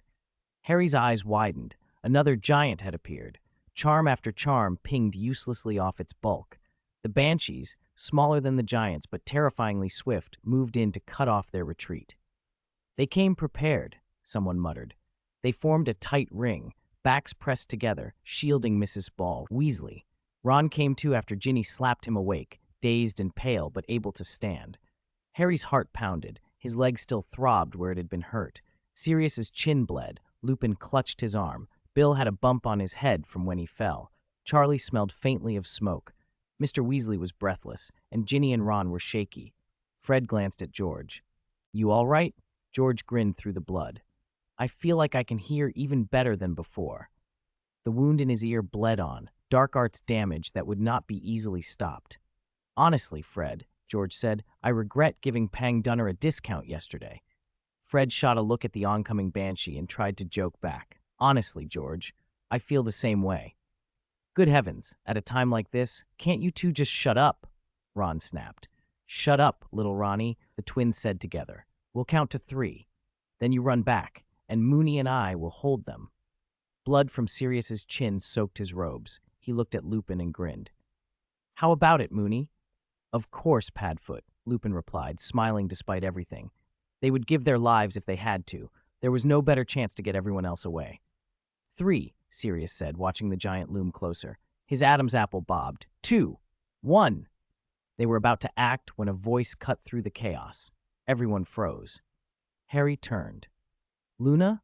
Luna Lovegood stood among them, as if she had walked out of thin air. She wore her usual odd attire, radish earrings, strings of shells and wood around her wrists and waist, and a large, ridiculous circular object hanging over her chest like a notebook. Her face wore the same dreamy curiosity she always had. She peered at Harry's broken glasses, as if fascinated. "I saw the fireworks," she said, as though that explained everything. "You're trying to catch Crumplehorn Snorkax at night, right?" A small, dog-sized Crumplehorn Snorkax stomped up to her feet, hands on its hips, emitting a disgruntled noise, as if annoyed at being ignored. "How did you get here, Luna?" Harry began. The Snorkax snorted, moo, an indignant little sound, and planted itself firmly. Luna looked at Harry without alarm. "Where do you want to go?" she asked. "Anywhere. Just away from here," Harry said urgently. He glanced at Bellatrix. She had just struck Sirius with a green curse and was poised to throw more. Harry grabbed for any chance of escape. Luna's eyes softened. "You have to grab Mr. Crumplehorn Snorkax's horn," she said. Harry looked down. The Snorkax's brown fur had flushed pink around the cheeks. Its horns had grown longer. It looked like it was straining. "Grab its horn," Harry shouted. Bill seized the other horn and clamped Mrs. Weasley to his chest. One by one, the others grabbed on. Bellatrix saw what was happening. The small snake slung around her neck crawled up onto her arm as if directing her. She let loose with a dazzling green curse. One of the giants swung what looked like a huge bone, bringing it crashing down. Then the Snorkax let out an impossibly long, thunderous blast. Sirius grabbed Harry's hand just in time. A twisting, hollow vortex formed and sucked them all upward, spiraling through the chaos. The giant's swing missed them. The green curse Bellatrix had aimed sailed through the empty space and struck the giant, embedding itself in the creature and toppling it to the ground. Bellatrix ran to the spot where they had been and let out a furious roar that tore at the night air. After the battle, John sat on a sofa watching Tom and Jerry on a small television. 3 owls perched on a nearby cabinet, watching the cartoon with great interest. Only Tom would have despised such a namesake. In theory, wizarding technology had once been ahead of Muggle progress. But after the advent of the Steam Age, wizards had grown complacent. Muggles had surged forward as if they'd unblocked some hidden power. Moving portraits and enchanted newspapers had been staples of the wizarding world for ages, yet when Muggle television arrived, wizards still seemed stuck at the newspaper stage. "Comfort made wizards lose their drive," John murmured. He had no desire to argue with Muggles. After all, 2 mushroom clouds in a distant land had shown him just how far intervention could go. The current wizarding superiority relied on elusive powers and rare gifts, but that superiority was no guarantee against progress. Chapter 438. This was pride given form. For generations, wizards had been able to toy with muggles at will. In the age when muggles still fought with cold weapons, a single charm could defeat a fully armed muggle, and that bred a long-lasting sense of superiority. They didn't foresee that while wizards still had to intone spells, muggles could already empty 2 magazines with an American quick draw. John understood that all too well. He knew the Minister of Magic kept lines open with the Muggle Prime Minister. In the past, Fudge had faced muggles with an arrogance that made John break out in a cold sweat. Fudge was stubborn. He wouldn't have feared a few hired gunmen, 2 bullets to the body and 1 to the head. What John wanted was peaceful development. Peace, he said, taking a sip of fresh juice. This Christmas had felt peaceful, at least until the letter arrived that evening. He read it over and over to make sure he hadn't misread it. Lord Voldemort had been silent for so long, he must have been biding his time. And now the burrow had been hit first, caught unawares. The message from Malfoy, Weasel, Weasel Mountain, suddenly made sense. The commotion had been huge. Mr. Diggory called in Aurors, but the place was empty. The Weasleys had vanished. No one knew whether they were dead or alive. John sat back and sighed. "All right," he muttered. "This time, it's my turn to explain." He called down to his parents. Watson, still in space-themed pajamas, looked up startled. "School hasn't started yet? There's something I need to take care of." John glanced at Kiki, the gray owl. "If anything happens, send me a note." He kissed his parents, settled 2 owls, one black, one white, on his hands, and let Tom scramble up beside him. He walked to the basement fireplace, blew on the flames until they ran blue, and stepped through to arrive at Silver Hand Manor. Tang Mi met him as he arrived. Arthur Weasley's home in the Ministry District was attacked, she reported. The whole house was destroyed. John nodded and then took 2 quick steps into the study. "If old Barty comes, tell him to come straight here," he said. He knew Barty would want answers, and lately Barty had been visiting more and more, always when something serious was afoot. Old Barty did arrive, bringing sleet and wind with him. He cut straight to the chase. "Was this done by you?" "Old Barty," John said, exasperated. "I want to know who did it just as much as you do." Barty looked at him with suspicion. John had been at odds with the Order of the Phoenix, and the method of attack looked like something John might do. The black marks over the 5 families in the past were still vivid in Barty's mind. It was easy for him to imagine John staging an attack in Voldemort's name. Anything involving the Order and Dumbledore required caution. "I hope you're honest with me," Barty said sharply.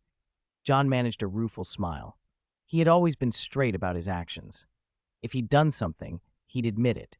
He'd even taken responsibility after the last time 5 families had been hit. "You know I don't hide what I've done," he said.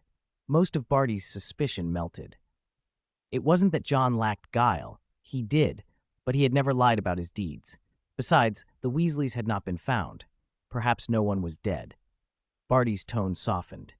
"If it wasn't you, then you won't object to Amelia Bones handling the investigation?" "Fine by me," John shrugged. A clear conscience fears no accusation, and Barty believed him. Amelia Bones, head of the Department of Magical Law Enforcement, insisted on taking charge. She and Dumbledore were close enough that refusing would have looked suspicious. The story hit the papers quickly. The burrow shone on the front page as a burning ruin. Fleur and Percy raced to the burrow, desperate to find their family and loved ones.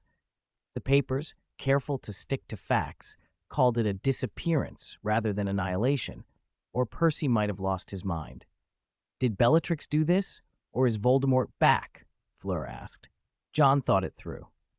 The Order of the Phoenix was strong. Even if not every member had been present, they weren't easy to take down. Whoever attacked would have had to deploy a powerful team. That suggested Voldemort had gathered forces. If the Dark Lord was calling people together now, then, grimly, John thought it meant Voldemort was regaining strength. He suspected, too, that the attack might have been aimed at eliminating Harry and the Order in one blow. The next day, the panic only grew. Streets that should have been lively were empty. Ministry personnel patrolled more visibly. John stopped by Weasley's Wizard Wheezes, found the door closed, and left. Percy had not slept. The ministry had searched the area around the burrow and found no sign of the family. John then went to the Black House, but it hadn't reappeared. The absence of the house meant the Fidelius charm was still in effect, and if the owner Sirius was alive, then the others probably were too. When John told Percy this, Percy finally breathed easier. Fleur relaxed as well. They trusted John's judgment. After the attack, business at Silverhand Johnny's shop boomed. John had Tang Mi use a charm to obtain a copy of the Auror's file on the incident. He studied photos of the destroyed house and noticed a large crater in the garden. Something very heavy had struck the ground. Giants, then. If a giant had been used in the assault, it confirmed the scale of Voldemort's operation. John's fingers tapped the table as he thought. Attacking the burrow, he murmured. Was it to wipe out Harry and the Order at the same time? Harry deserved attention, but how would Voldemort have known he'd be at the burrow? Fleur told John that Harry and Sirius had been staying at the Black House because Kreacher had swept away the Christmas decorations at Grimmauld Place. That had driven them to spend time at the burrow. In other words, Harry's presence there was accidental. Perhaps the original target had been the Weasleys, either because of the Order or as an example to terrorize others. That night, after a long fright, Harry and the others finally settled. They had been moved to a huge black cylindrical house on the outskirts, Luna's home. From a distance, it looked like a giant black chess piece.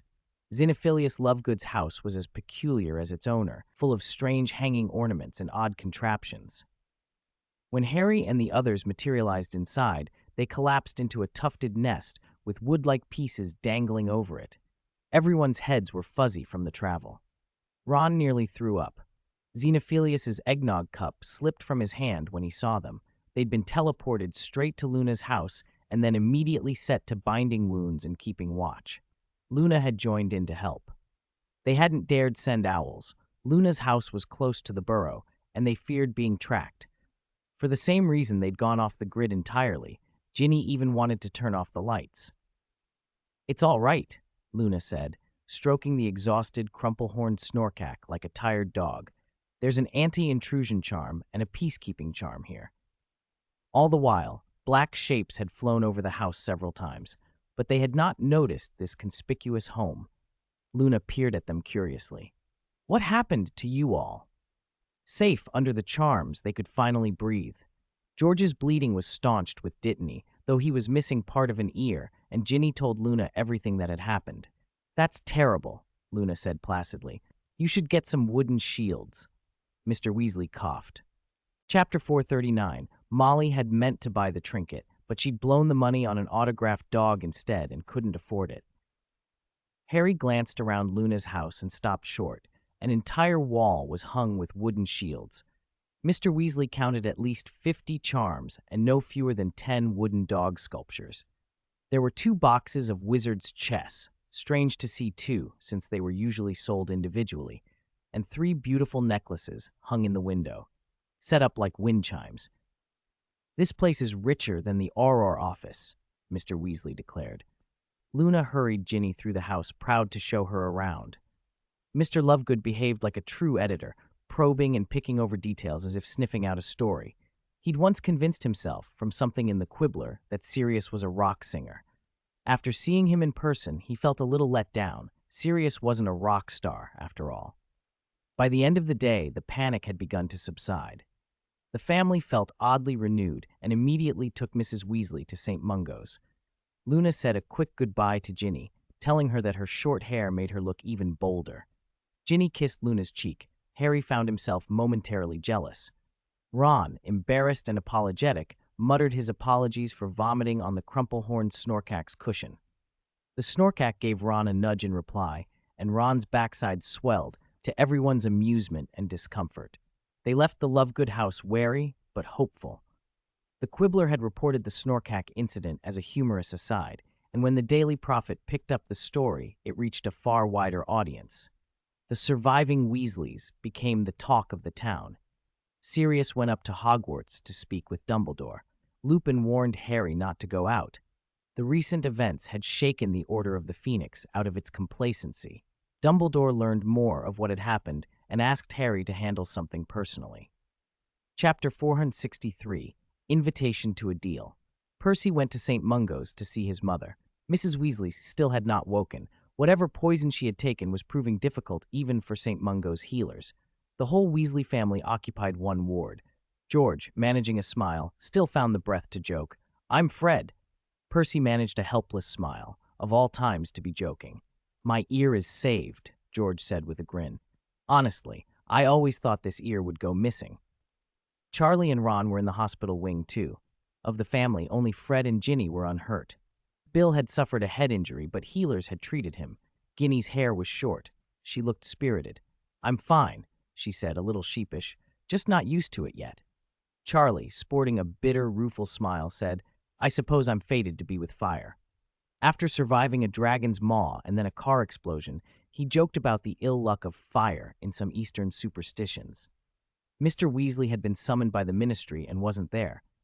Ginny and Fred took care of the rest. Percy asked what had happened. When Ginny mentioned a giant, Percy's face turned serious.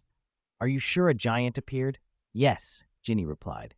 Percy stood up. "There was no giant body found in the house." That was the problem. The giant's body had been moved. Why would anyone move it? The news startled everyone. Ron blurted, "Are you saying they took the giant's body?" Percy frowned. "That thing is so heavy. What could they possibly use it for?" The idea made no sense at first, and Ron's question sent Percy into thought. He looked around for Harry. Harry wasn't at St. Mungo's. Ron hesitated, but Ginny supplied the answer. "He went home." "To the black old house?" Percy asked. Ginny nodded. "He stood and left almost immediately." "Don't tell him," Ron grumbled. "Shut up, Ronnie," Ginny snapped. "Percy's our brother." "He's still on John's side," Ron muttered. "When did Luna side with John?" Ron added, baffled. Ginny looked at him with some disdain. "Didn't you see all the charms she has at home?" she said. "John was always generous to those loyal to him," she added. Charlie, tired, rubbed his temples. "Merlin's beard. Let me get some decent sleep," he said. George, for his part, watched the squabble with amusement. Time and sales had sharpened Ginny's tongue. She was better at arguing than before. After visiting his family, Percy made his way to Silverhand Manor. John sat at the head of a long table. Percy took the chair to his right. Fleur, Daphne, Malfoy, Astoria, Neville, Chang, all were present. Cedric was the only notable absence. Rumor had him off somewhere in an Egyptian pyramid. "I learned something at St. Mungo's," Percy said. "A giant died, but the body's missing." John considered the news. "This is not a simple matter," he said. "This wasn't a random attack." Neville, alarmed, asked, "Was Harry the target?" "No," John shook his head. "The attack was against the Weasley family. Harry and Sirius showed up by accident. They were meant to be elsewhere, celebrating the holidays at the old house." Malfoy sneered. "Potter always seems to wander into danger." John ignored him. "We don't yet know the attacker's full purpose," he went on, serious. "But it's clear. Voldemort has allies willing to cooperate. Giants, banshees, those in fairy. I want you all to investigate recent Muggle villages with large-scale deaths," John continued. "These things could appear at Hogwarts. You should become familiar with them." "We may meet Lord Voldemort in person," John said quietly. "I hope you all come through unscathed." "Don't worry, John," Malfoy said, oozing confidence. "He's a beaten opponent. If it weren't for those Order of the Phoenix types, Voldemort would already be dead." John waved his hand and told Neville to give Malfoy 2 slaps to clear his head. Neville complied. The blows sobered Malfoy enough that he stopped preening, at least for the moment. John had plans of his own. He wanted back into the Order of the Phoenix. He still kept a drop of Sirius's blood. Used correctly, it might help him rejoin. The Order currently sheltered Sirius and his godson, and John hoped that, with a Horcrux located, he could find a way to act. The souls trapped in Horcruxes had been taken elsewhere, and the sword he'd used before had been destroyed, leaving him without his old method of finding Horcruxes. Even if Voldemort resurfaced at Hogwarts, without that missing fragment of soul removed, Voldemort could not be permanently ended. John was thinking hard about how to retrieve whatever Horcrux might be hidden in the black old house. An owl tried to slip in through a window. A snowy shadow flashed, and the bird, holding a letter, briefly lost its grip. It seemed puzzled at the missing parchment. Basil, John's small, round-bodied companion, fluttered in, took the letter in his beak, and delivered it to John. proud that he hadn't batted the owl this time. The little display made everyone smile. Fleur tickled Basil's head. The creature pretended to look away, but shuffled over for a stroke. John opened the letter. His smile faded as he read. Daphne leaned forward. "What is it?" "Nothing to worry about yet," John said slowly. "Our neighbor wants to make a deal." He tapped his fingers on the table. "He wants to exchange something I want for some help." Chapter 440. John chuckled. No matter when, never underestimate the first king. Everyone exchanged glances. None of them had expected Dumbledore to come to John to negotiate, and from John's tone, it was clear the object in question was important. Once the others had left, John went into his study. He pulled a book from the shelf. The pages fluttered and stopped on a portrait. With a practiced motion, he released the image. A small man, curled up in a corner and visibly terrified, shivered into being. John closed the book and looked down, smiling thinly. "It's been a while, Peter Pettigrew. How have things been inside?" Peter trembled so violently it was little more than shaking. It had been nearly 2 years since John had taken him. He had endured the constant wailing of the Dementor next door in that never-sunny place. His mind was fraying, and his body twitched as if he were having epileptic fits. John looked at the man crumpled on the floor with no pity in his eyes, only a cold, clinical indifference. "I need you to answer some questions, Peter Pettigrew," he said, taking a seat as casually as if they were discussing the weather. "Everything you know about Lord Voldemort." Peter's trembling worsened. He was almost sobbing. John reached into a drawer and produced a tool bag. He opened it to reveal rows of reagent bottles and vials. "You might not know," he said, "but I'm an alchemist. I have my ways of making people reveal what they truly think." He took out a bottle labeled Veritaserum and set it on the table with deliberate cruelty. 3 drops is the usual dose," he said. "How about 100 times that?" From outside the study, the Dementor's wail pressed through the thick wood of the door. Screams and desperate pleas wove into a traitor's last chapter. When John later came out, he told Tang Mi, who stood beside him, as if commenting on the weather, "His soul is tainted." Tang Mi peered through the crack of the door and saw Peter, dazed and twitching, with at least a dozen reagent bottles strewn on the floor. Sometime later, after the Weasleys had been attacked, a few days past the New Year, Harry stood at the fireplace in the old black house with anxiety gnawing at him. He was sweating into his palms and wiped them on his trousers. A voice at the back of his mind whispered not to trust anyone, not even Dumbledore. Harry kept Dumbledore's instructions in mind and fought to ignore that voice. He touched the golden locket at his throat, a small talisman he wouldn't let go of. Ron and Ginny, who had lost the burrow, arrived, and the 3 of them lined up to step into the Flu network and return to Hogwarts. To help students get back to school, the Ministry had opened the Flu network connection for a one-time use. Mrs. Weasley had been poisoned and remained in the hospital. Goodbyes were muted and desolate. Sirius had already returned to school, Lupin had gone off, and only Mr. Weasley and Bill were left to see them off. "Take care, Harry, and you too, Ron," Bill said like a protective older brother, patting both their shoulders. Mr. Weasley did his best to seem cheerful before his children. "Ginny, I'm sorry." Harry wanted to apologize to Ginny, not only for the broomstick incident, but because he felt he had failed as the one who should have saved them. Ginny, stoic as ever, assured him, "Mum will be fine." In truth, Harry had done a great deal. If he hadn't wrestled the broom through the briars, they might not have escaped at all. He stepped into the emerald green flames and called, "Hogwarts." He cast a final glance at the quieter house and was swallowed by the fire. "Good evening, Potter," Professor McGonagall said, setting down her quill. She watched as Harry's footprints scattered ash across the carpet. She wasn't angry, just seriously, kindly concerned. "Good evening, Professor," Harry replied, straightening his magically repaired glasses and smoothing his hair. Ron and Ginny arrived soon after. The sight of Ginny's short red hair drew a flicker of pity from McGonagall. "Good evening, Weasleys." "Good evening, Professor," they answered together. Because of what had happened, the Weasley siblings drew attention as soon as they arrived, questions everywhere about the attack. Dean, who had read the papers, hurried over to Ginny. "Are you all right?" "I'm fine," she said. Her new haircut and the story of their escape had already stirred curiosity. Ron grew annoyed. His mother lay in a hospital bed, and the Christmas cheer had been drained away. He pushed to the front of the crowd and came up before the fat lady. "Worthless," he muttered, then gave the password. "Incorrect," the portrait replied. "What's incorrect?" Ron demanded. "The password has changed. Please don't grumble," the fat lady said before calling out, "Harry, Ron, Ginny." Hermione barreled through the crowd and hugged Harry breathlessly, relief and sorrow etched in her face. "It's so good you're all right." She hugged Ron and then Ginny as well. Ginny's cheeks were flushed, either from running or from the wind.